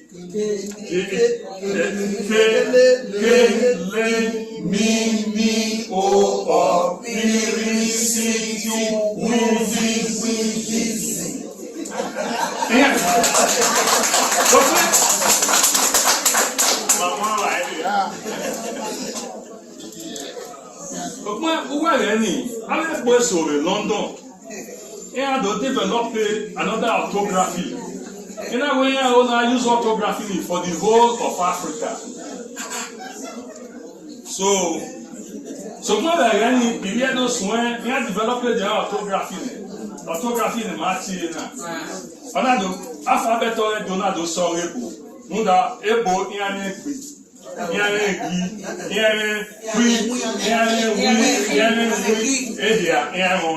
So Manado have been here at the so therefore Muladia, I have Glenn or Hoy, my hand Monia, my way or K H or K H or. So when I move, I have one. I don't make a C. No big Then I don't hear S. They are a Sinobigo, and the SOA, there are another Sinobigo. And I'm not telling you, or so. Or might mean anything. Only I will go and eat a movie. So, a reverend kid, you get back, you know, get bored. Only a reverend pain. Reverend Pain. It's what part now named after Reverend Pain. The church in Europe do not name after Reverend Pain. The school I take at a Christ school, Upper Missions, the Belfort State. That's where William Pain's church and primary school. Obiani, always there. The language difficulty in this district must not be overlooked or shied. Benin, Yoruba, Sobo, Jekri, Ijo are all spoken, and it's quite a mistake to think that Yoruba can be used everywhere. In Benin City, by far the greater number of our people do not understand Yoruba properly. Many who can carry on a short conversation in Yoruba will refuse to speak it if a serious palaver has been gone into. It is a continual struggle with the Yoruba-speaking agents to make them use Benin. In one place, a baptism candidate could read the Yoruba Bible, but when asked to repeat what he had read, he replied, "I do not hear Yoruba." This was a report he submitted on 20th of April 1923. So from then on our way, I teach Yoruba in the schools and church. And I do so I teach you kakabo. And I do divine. Now he bought a printing press. He brought a printing press so that they'll be able to print and translate the Bible into Benin, and so that they can publish literature in Edo language. That was how. I boy at HLM Butcher. HLM Butcher. Why Butcher Street the book Bible? Yeah, and name pony after. Okay. Butcher Street. A man, assistant district officer, was an ADO. But Elian was a reverend of the Anglican Church in India. So when he was posted to Benin, he quickly joined Reverend Payne.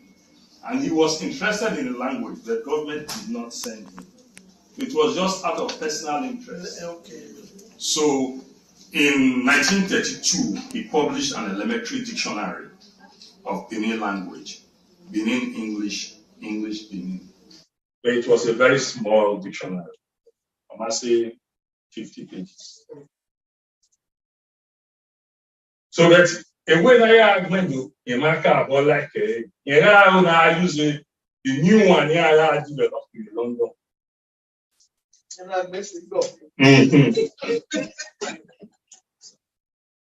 In 1932, a German Hans Joachim Messiaen,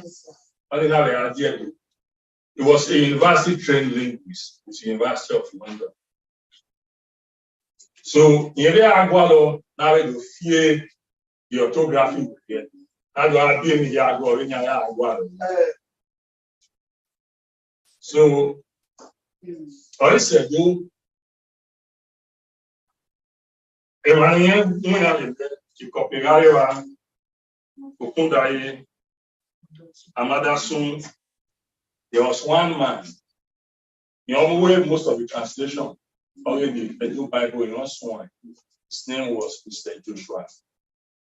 And then when you know what train and out of Bomila, here while we were back, and I did a few here, and I became Christian. I became teacher. So, you know, here I am bound on Here I'm going for me, Leslie and I were winning out to that. We a winning I went to, may I change it to that one that they developed in London. Well, they carry a thing now with a decision they hand in alone. Take. And I was more tea, I will be able. And I don't tell educated Benins in CLS. They formed a committee. And when they formed that committee, they now looked into it. And in 1933, they looked into the whole thing. And according to Reverend K, they were unanimously against the new orthography. That agreed to some proposals with regard to spelling. This was in 1933. The Butcher also added that they feared that it will introduce an extra element of difficulty. That if they change the orthography, it will become very difficult for people to read. People were already used to the ones that they've been developing since the 1917s. And they've written books already. Because in 1933, that was the time the first big book written in Edo was published. And it was a very big time do by Jacob Igarewa. In Benin, you translate to a short history of it. So from then,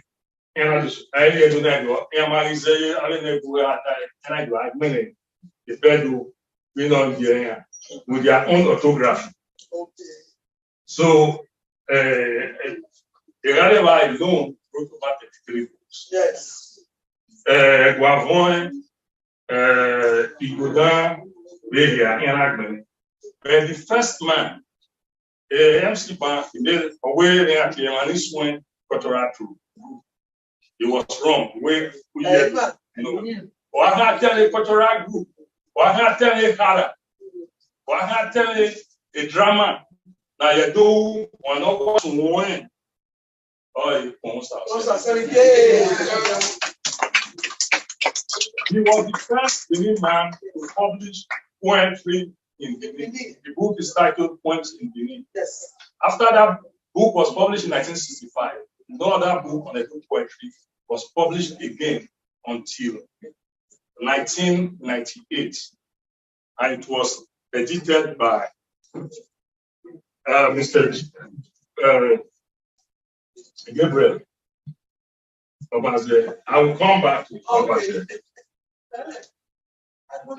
I tell you now, we cannot forget the contributions of our Oba Akenzwa Isuguru. Yes. Akenzwa he saw all these problems. I saw them coming way back. He met the Europeans and told them that it's not happening. And all they are doing is against to destroy our culture and our heritage. That they should teach about our language, our culture in schools. I think they don't have materials for it. So when he knew they would not teach it. So what he did was in 1945, he established Holy Awosa Cathedral. And not only the cathedral, he built Awosa schools. Those schools were mainly for immersion of Edo children in Edo language and culture. Wow. They taught them Edo language, they taught them Edo culture, everything. And that school produced people like Mons Alseni, who became SG America. So he produced that school. That's why we cannot forget to cover Akenzwa.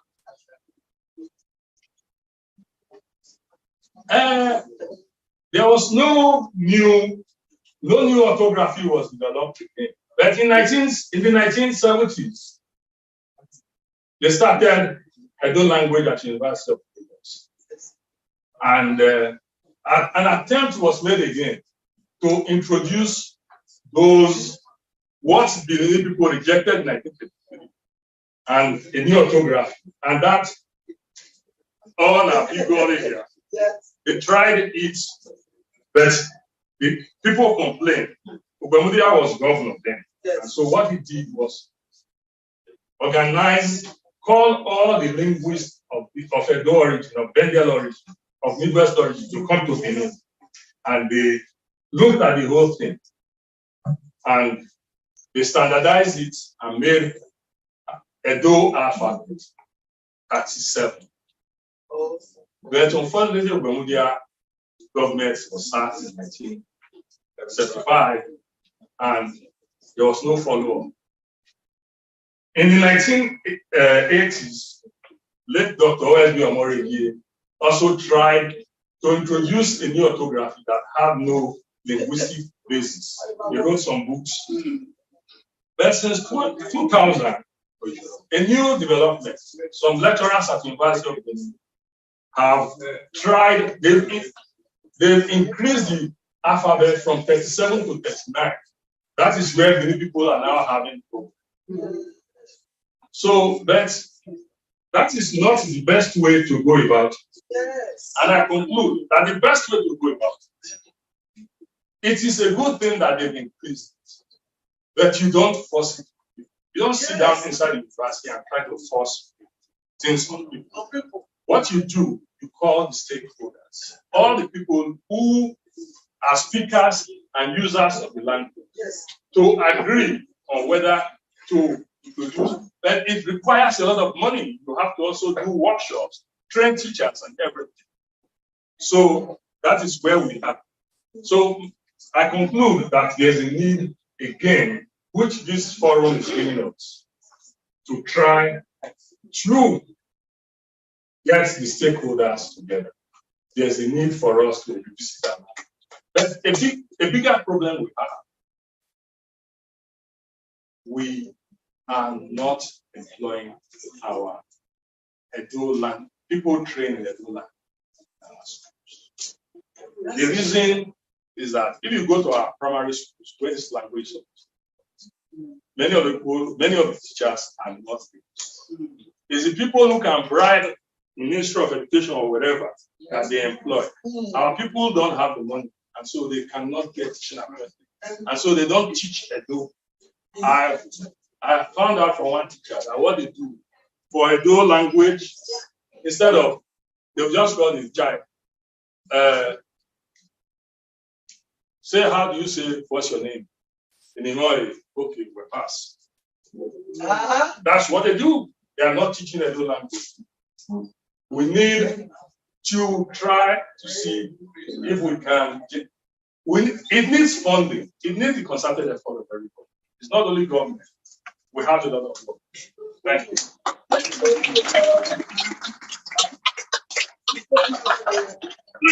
Before I go, right now, the major problem we don't have an education. The last dictionary that was published by IAS, it's a small pamphlet. Yeah, it is. It's no longer in print. IAS is not interested in it. But the good thing, here is a new dictionary. This is the dummy. It's been done by an old man. The man will be 90 next year. He has devoted the last 5 to 10 years working on producing a comprehensive dictionary. It has over 20,000 entries. Wow. With accents and diacritics and everything. This is the most comprehensive, but the big problem. Let's not have applied to various places for funding to produce dictionary. So we are now having to pay price. So this is the dummy. It's about 582 pages. Wow. Can we give Gabriel Professor Smalele a hand to be recognized? With the amount of research is done into Edo language, it deserves to be recognized. Okay. Somebody have a question? What's the question?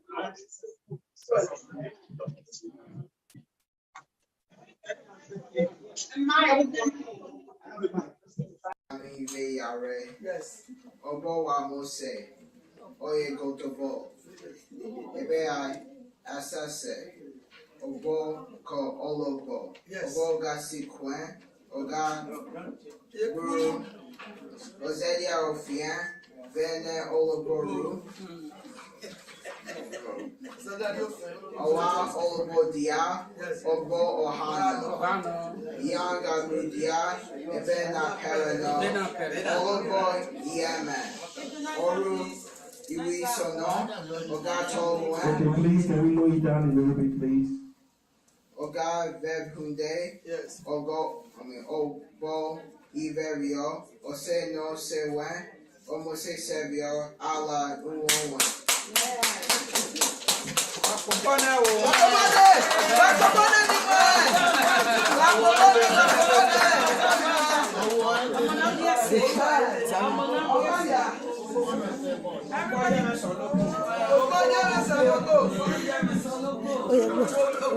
That was a fantastic Ikara, presented by Darrow. What? Say who wrote it? Yeah, you can say. You call Mosai, you say Mige. Written by Ikmomosa Osemigi. Well done. Who's come here? Isosa. It's Isosa. Thank you. Afi bevao kwe meno kwe wae beu kwe ni abawa kwe wae wau kwe of ni hoyo kwe wae ho kwe no bia mome kwe wae mo kwe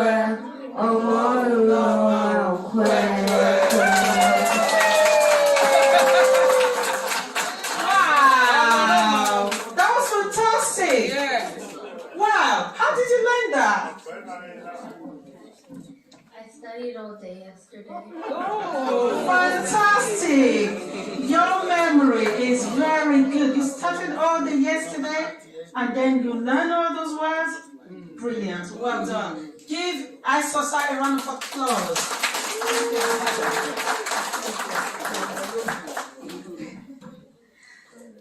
Now, Owen, are you ready, Owen? Owen? Is it Owen? Oh, sorry, Walao.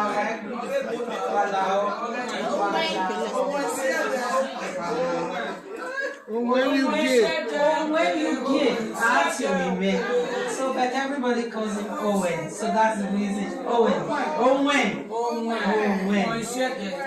Thank you. Give Owen a round of applause, everyone. Owen is here and he's going to read. Tell us what's the title of your poem? Is it okay? Is it okay? No, the title of the poem.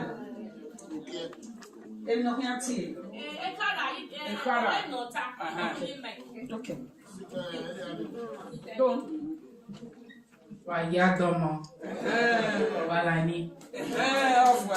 Ime oe. Onwe yawe demodia. Ihyante hara vedo. Iseti miamie. Iyeme magbe. Wayayuji nosa. Osanya de. Ihyabesi wavedo. Uwese baba. Uwese obuvime.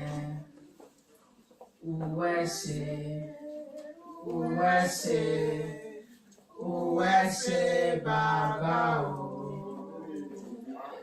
Jesu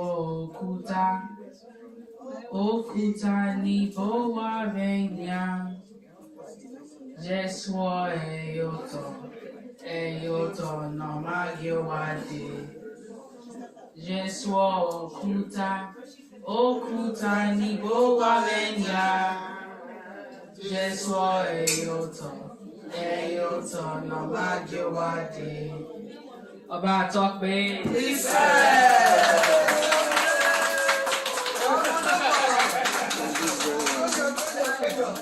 So please put your hands together. Wakubone. Thank you very much. I want to say thank you so much for coming and for being here. As we do this in our Edo land, for you to have been here with us and patient, I say thank you. To our elders, I say thank you. Our people, they say that the youth may be fast, but the elders, they know the road. In the foundation of our society, it starts with the divine creator, then the ancestors, then the elders. The guardians of the elders are very much needed for us to be where we are today. And now we know that it is on their success, everything that these and many that have achieved, that we are here today. On their shoulders we are standing. We say, Urese Kakaboro. Yes. So we will start by acknowledging some of the work that we can account for our elders. And I would leave Mama Esosa. This year's award recipients include Chief Osayomabo Osemigi Ehu, High Priest Osemigi Ebohon, Professor Patricia E. Fadaka Igbinovia, Mrs. Florence Anyau, Lady Arabiomo Ogbewi, Pa Erianruwa Omouyi, and posthumous honorary award for late Dr. Ikagusa Aisien. Their biographies are as follows. Chief Osayomabo Osemigi Ehu. Honorable Chief Osayomabo Osemigi Ehu hails from the great Ehu family of Ubi in Benin Kingdom. He has a BA Hons in Linguistics and Edo Language combined and a diploma in Edo Studies from the Universities of Benin and Lagos. He taught in primary, secondary, and College of Education Ekeadolo, Benin City for many years. He later joined the Nigerian Broadcasting Corporation (NBC) in 1974. He left the Federal Radio Corporation of Nigeria (FRCN) in Ibadan in 1987. His passion for the preservation of the Edo cultural heritage saw him publishing many books written in English and Edo languages. Some of the books are The Magic Tongue, Eto, The Riddle of Life, The Pirates of the Benin River, Iwoki, Ogiso Dynasty, Igwe Festival, and many more. He was honored with a chieftaincy title, the Oba Zogbon of Benin, in 2003, and awarded the Achiever Certificate in 2007 by the Oba of Benin, Monoba Nedo Kwakpolokpolo, Oba A. Diawa CFR. The chieftaincy title was later upgraded to the Edoba Yokai of Igaiwonogbe Society in 2011. High Priest Osemigi Ebohon is a seasoned, extraordinary playwright, poet, theater icon, historian, and antiquarian. He had his education in Nigeria, Germany, and England. He has at various times in his colorful and successful career worked as a teacher and journalist. He has written many books on history, culture, tradition, and customs of the Benin people. As a performing artist and theater administrator, he has visited different countries across the world. Global tours have taken him and his troupe through the Americas, Asia, the West Indies, and other parts of Africa and Europe. He is the president and coordinator of the world-famous Ebohon Cultural Center in Benin City, Nigeria. He is also the president of Igodomigodo Gallery Incorporated and Ebohon Global Consultancy in Miami and Florida, United States. High Priest Osemigi Ebohon is also the president of the World Council of Indigenous Religions, WCIR. He is a recipient of the Miami Global Friendship Award, MGFA, and Medal of Glory of the Coral Gables, and over 500 awards from different institutions all over the world, including the keys to the cities of Fort Lauderdale and Broward in the United States of America.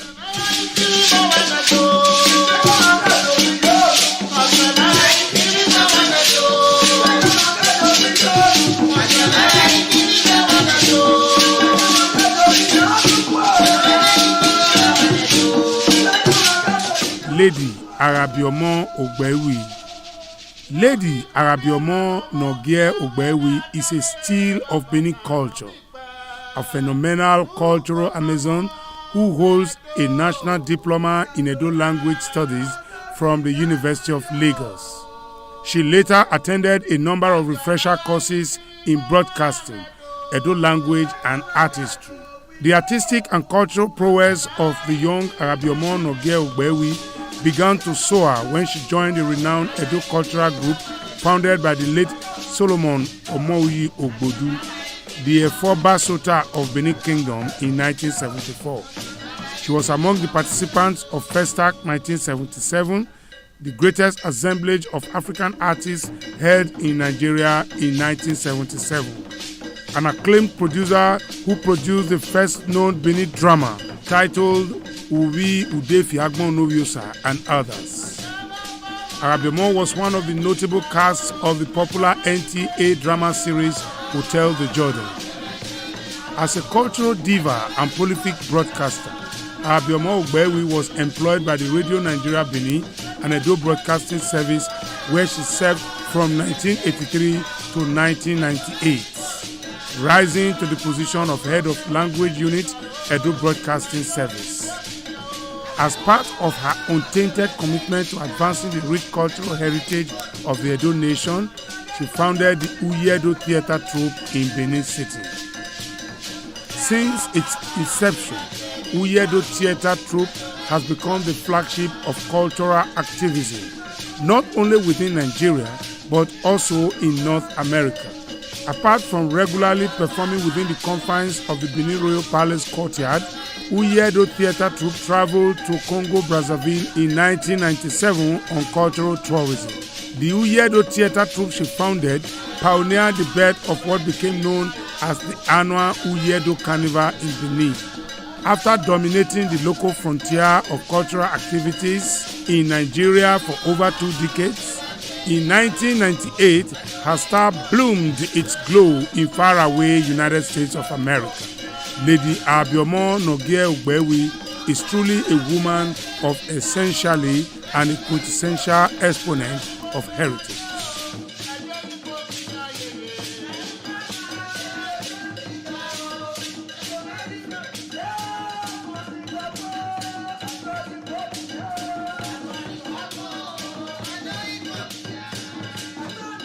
Dr. Patricia Enigama Fadaka Igbinovia.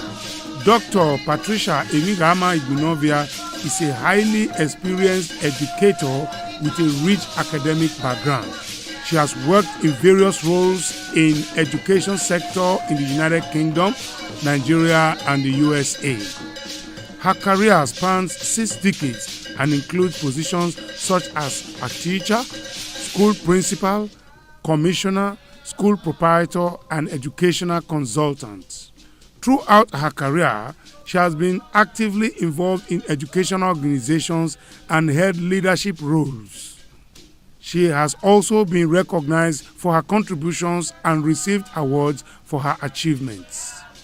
In addition to her work in education, she has authored publications including her dissertation on management of campus safety at the University of Benin and a book titled The Last Promoters and Defenders of the Benin Empire, Iyase Okizi and others. Overall, Dr. Patricia Enigama Fadaka Igbinovia's dedication to education and her contributions in various roles have made a significant impact in the field.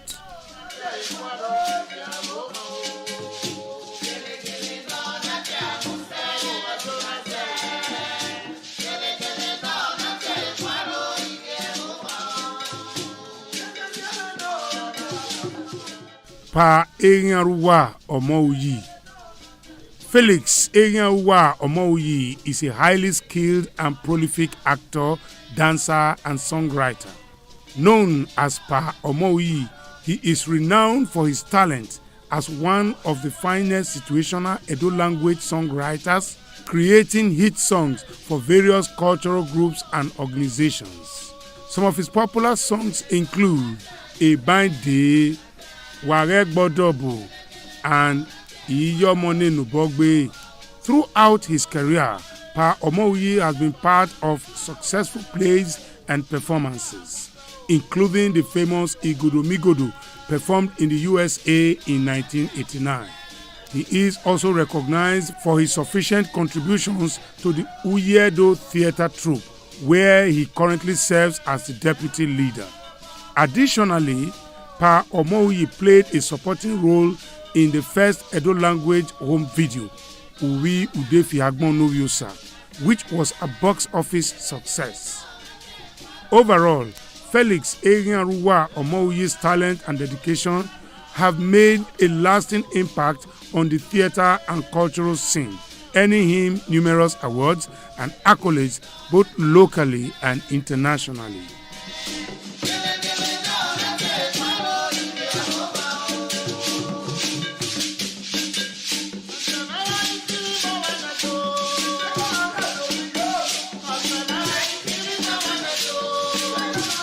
Mrs. Florence Anyanwu.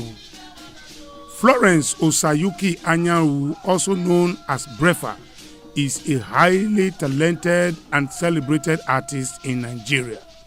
She has made a significant impact on the artistic landscape of the country and beyond. Her journey in the arts began with educational pursuits and later joined the National Orientation Agency, NOAA. As an extraordinary actress, she is well known for her stage name, Brefa, in the drama series Hotel de Jordan on the Nigerian Television Authority NTA. She has also played leading roles in various dramas and plays, showcasing her versatile talent. Apart from acting, Florence is a skilled dancer and singer. She has represented Nigeria's culture and arts in various countries like Ghana, Ethiopia, and the United Kingdom, as well as the United States of America.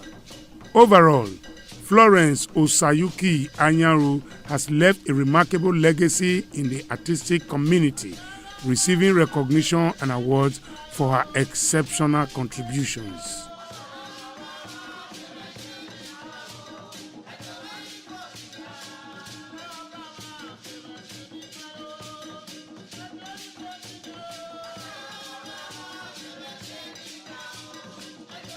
Dr. Ihagwusa Aisin, a renowned Benin historian and British-trained surgeon.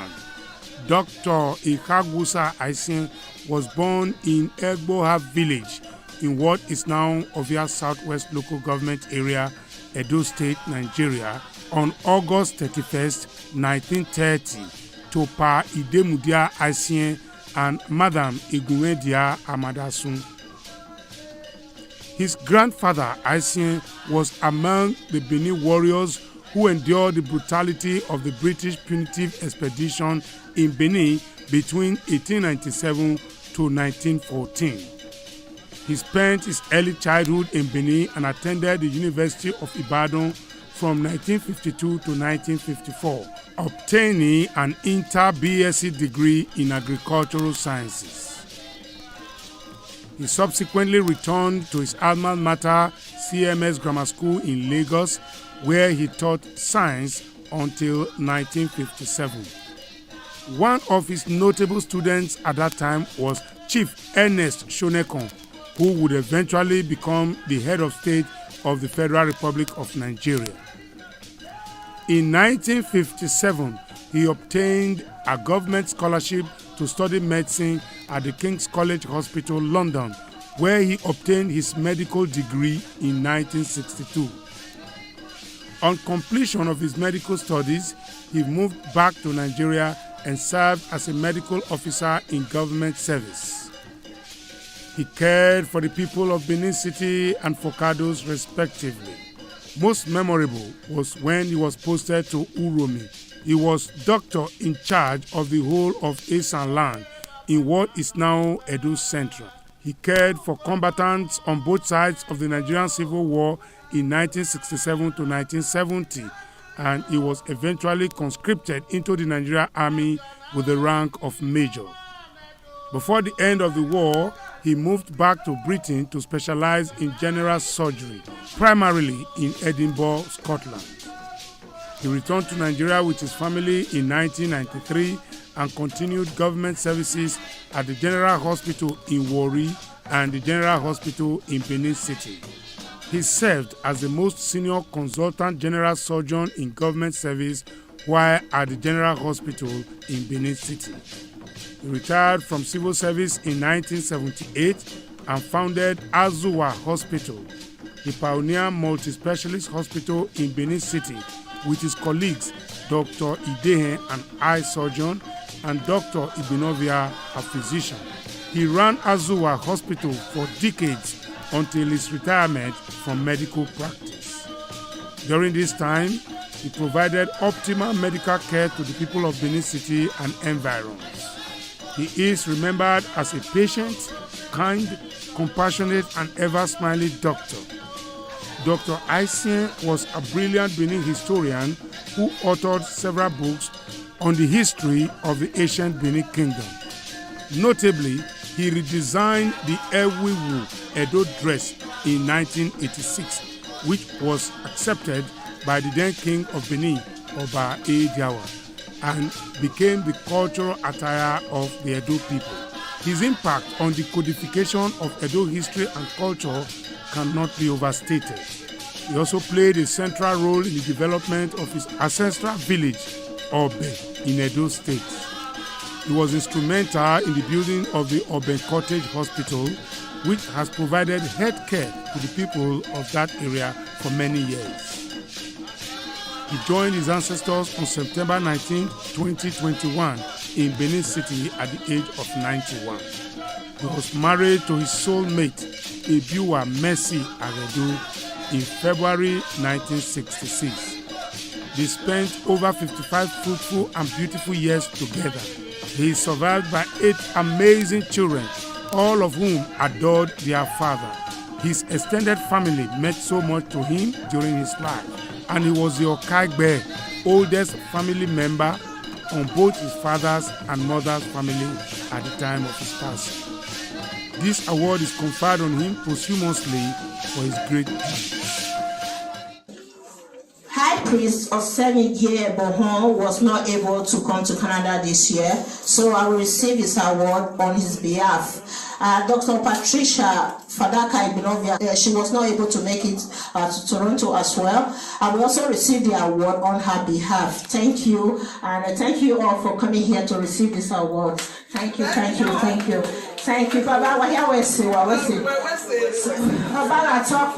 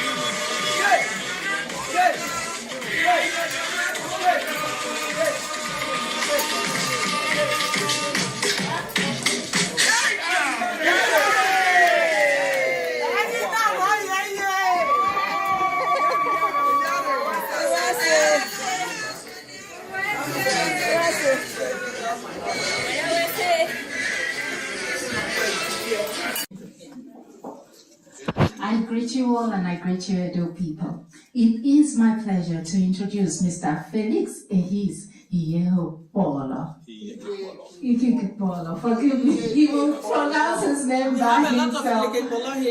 Iyehopolo, how awful. Okay, he will do justice introducing himself by himself. I really need you to know that these are Benin bronzes. We are Benin people. And those bronzes are so heavy, you won't be able to identify just by me looking at them, and it will make you think of the geniuses that went into creating these Benin bronzes. Without further ado, I invite Mr. Felix to come and introduce help us understand what each pieces are. Thank you. Please, let's clap to welcome him. Thank you so much. I don't know if I'm going to speak Benin or English. Ladies and gentlemen, thank you for this opportunity to throw light on the Benin bronzes. The Benin bronzes was actually created back in the days to keep history. It's not just for formalities. Back in the days, there's no reading and writing. So when an event happened, the great Benin artists will have to create a piece of work, which in Benin we call Ona. That's what an art is called in Benin. So they have to create a piece of art to reflect everything that happens in that event. So they keep it for the posterity. And then, it has to be going on and on and on and on. Until it got to 1897, when the British invaded the Benin Empire. They loot all the artifacts and they are scattered around the world. We have majority of them is in British Museum, and then we also have in the US, in Germany, Switzerland, all parts of the world. So we have few here that I can introduce to you what this actually means. And then when it happens in 1897, the Oba, which is the king that was on the throne at that time, is the Oba Ovorame. Here we have a statue of Oba Ovorame here. This is a resemblance of Oba Ovorame. This is bronze, and this is my contemporary art. And then we have this is Eden.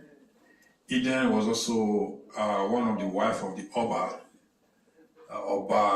Ewakbe.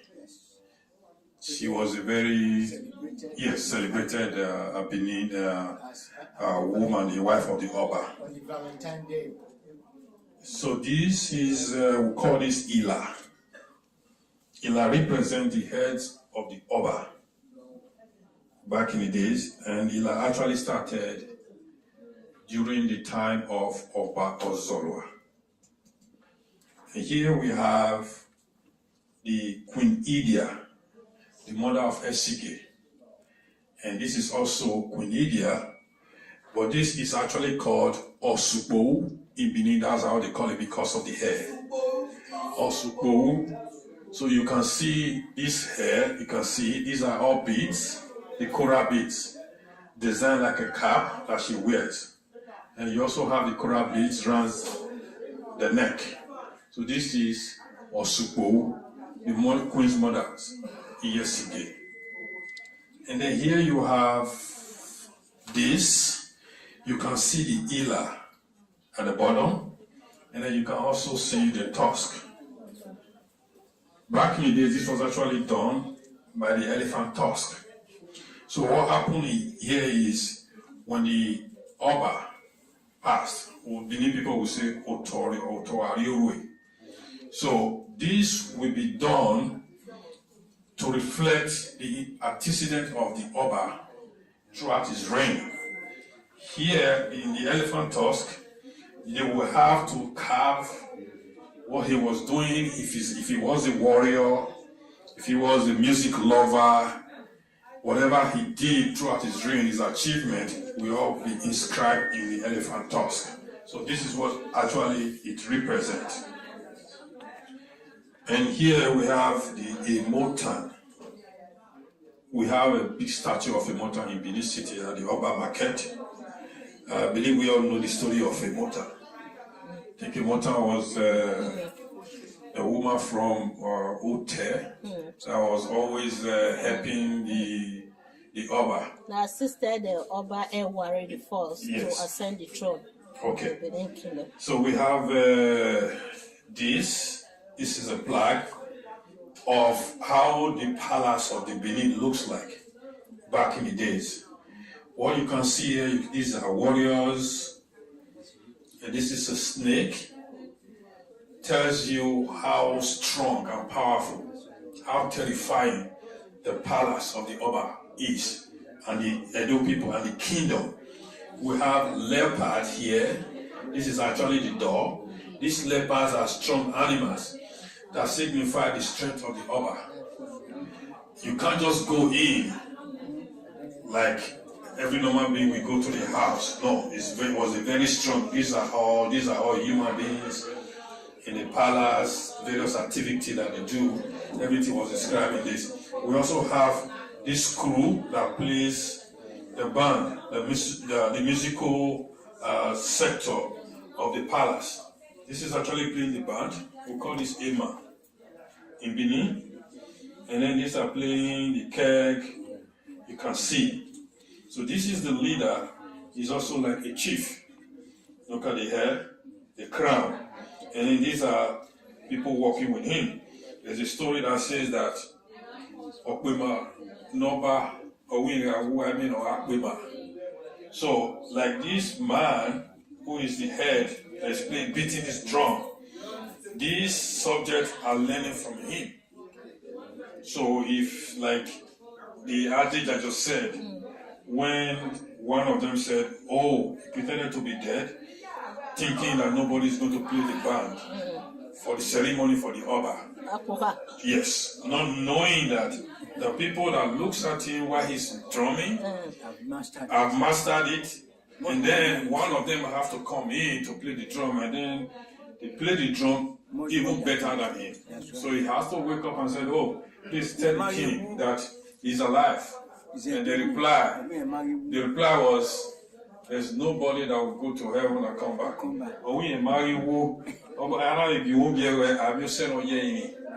That's the meaning. So these are the few ones that we have here. So by the grace of God, in the next edition of this program, we have a lot of artifacts to present. Thank you so much. Thank you. Thank you. One more time, introduce yourself, please. Yeah, my name is Felix. How long have you been doing this? Well, I've been doing this since the year 1996. So, can you tell us where you are? It's not the song. What if he's No. It's the same. Still the same? Yeah. Okay, next time we'll do it. No, do it now. Okay. So where have you exhibited Benin bronzes so far? When I started in Benin City, I worked with lots of artists. I worked with great Benusawi. I worked with Godwin Ebo, Scaly Ebo, and a few others. So my first exhibition was in the United States, outside Nigeria. I did an exhibition in 2011. So I actually represented Africa in that exhibition. We were 42 artists around the world. So the moment they discovered that I am from Benin, and then I was treated specially. They took me out, and everybody wants to speak with me. The media, everybody wants to speak with me. So the few days I spent in the US, as at that time, we were booking appointments. So when I discovered how they valued me and the history of the Benin, so I decided to make a sculpture of Queen Lydia, which is popularly called the Festac head. So I made the Festac head, And the day I was doing it, the media also came. And then they had to take pictures, and it was published in August Leaders newspaper in the US, South Dakota. So if you go there, you still see, if you check it online, you see there. So basically, I've also have, in the US, I've done about 7 exhibitions in the US. Currently, I'm having an exhibition in the US right now with Washington Pavilion in South Dakota. I've also exhibited in France, Lyon.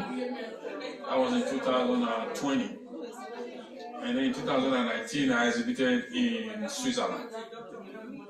Yes. So basically, those are the areas. I've also exhibited here in Canada. I did in British Columbia. That was 2013.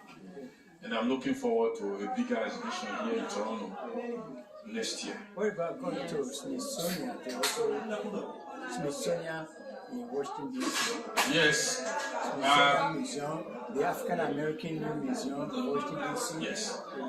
Whenever I get an invitation to do that, yes, we always do that. We always do that. So one thing about the Benin history that the Benin people doesn't know is they don't know how valuable it is outside of the Benin city. You don't know until you find yourself in a situation where people just want to recognize with you. The people just want you to speak because you are from the Edo. And you know a lot about it. Yes. Yeah. So that is it. Thank you. Amaze Ewoma, that we so this is why I'm bringing all this from Benin. I'm making all this. This one we are seeing here is not for sale. None of them is for sale.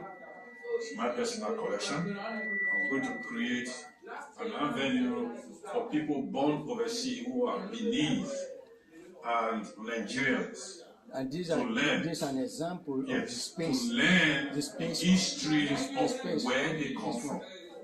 To have a physical object that they can see that was done without technology. And this is the example that they copied to do that space. Exactly. Yes. So that is it. About Picasso also copying the Benin work. You know, the 3-dimensional Benin work. Can you give us what actually happened then was that the Western artists back in the days, all they know how to do was realistic work. Okay? They take your picture and then they'll make you exactly the way the picture is. So they were actually good in copying nature. But they don't have idea of how to make a stylized work. Like the Benin work is a stylized work. It's done in a style. Whenever you see it, you know that this is from Benin City. So when they have contact with the African art, so they quickly copied. And then they started making works of art, realistic, yes, abstract. They started doing all those things. So it was even the African art that gave them the inspiration to be doing that. And when they saw some of the Benin works, especially the Kunidia head that was carved, to date they still surprised how they were done without technology, without education. And it was replicated when they refused to return the original. During 1977 for the Festa Festival. Right yes. So they are still in the British Museum. Yes. Over almost 1,000 plus. They were asking for in the museum of British Museum, which they have refused to release. But I know by the grace of God, those things will come back to Benin. Like the museum that they are building in Benin right now, those things will actually go back. And what some of the things that we are also committed to do here in North America, because I'm starting from North America, is to also publicize the British, the Edo Royal Museum that is being built right now in Benin. Yes, letting our people know that the first copies of all this, they are all in Western world, and we will return to Benin, where they will be kept in this Benin Royal Museum that is being building right now. Yes. Came from there. Yes, and I think President Buhari signed a gazette that it belongs to the palace. So, we are hoping and praying that everything will be repatriated to Benin, where people like you and I will go and see an artifact that was created like 400, 300 years ago without technology. Beautiful. Thank you so much. This is very inspirational. Your name again, please? My name is Felix Ehits Iyekekolo. Mr. Felix Ehits Iyekekolo, thank you for giving us this beautiful tour. Thank you so much. Yes, thank you. Thank you everyone for joining us in the tour. All right. Yes. Right. How do you say bye-bye in Benin?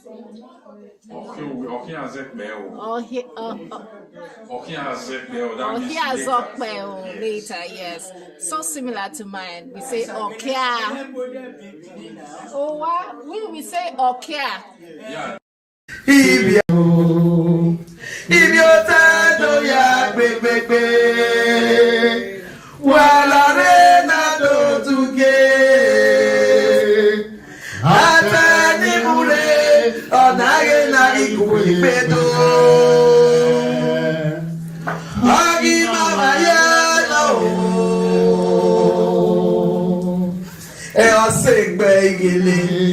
Hey, boy,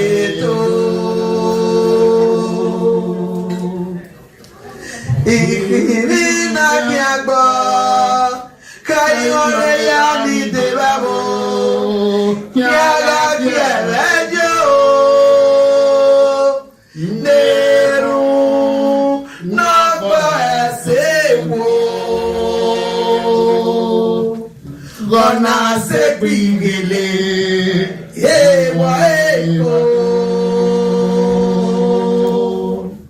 ilema iriya kate mama niliado, wakimaya mwagwaligo, ayugumate na yaongwa, mama.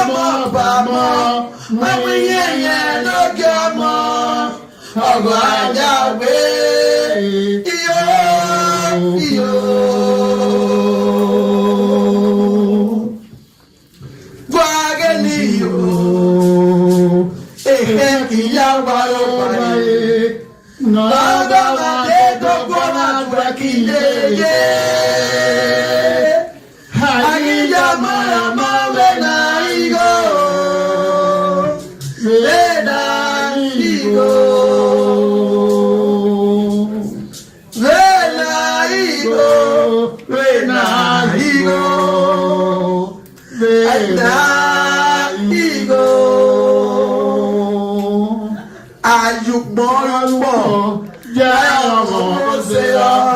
I kusai na yamama Mama ni media buena yasa Benaigo Benaigo Benaigo Benaigo Adija moya mo Benaigo Benaigo Adija moya mo Benaigo Benaigo Amiga moya mo Benaigo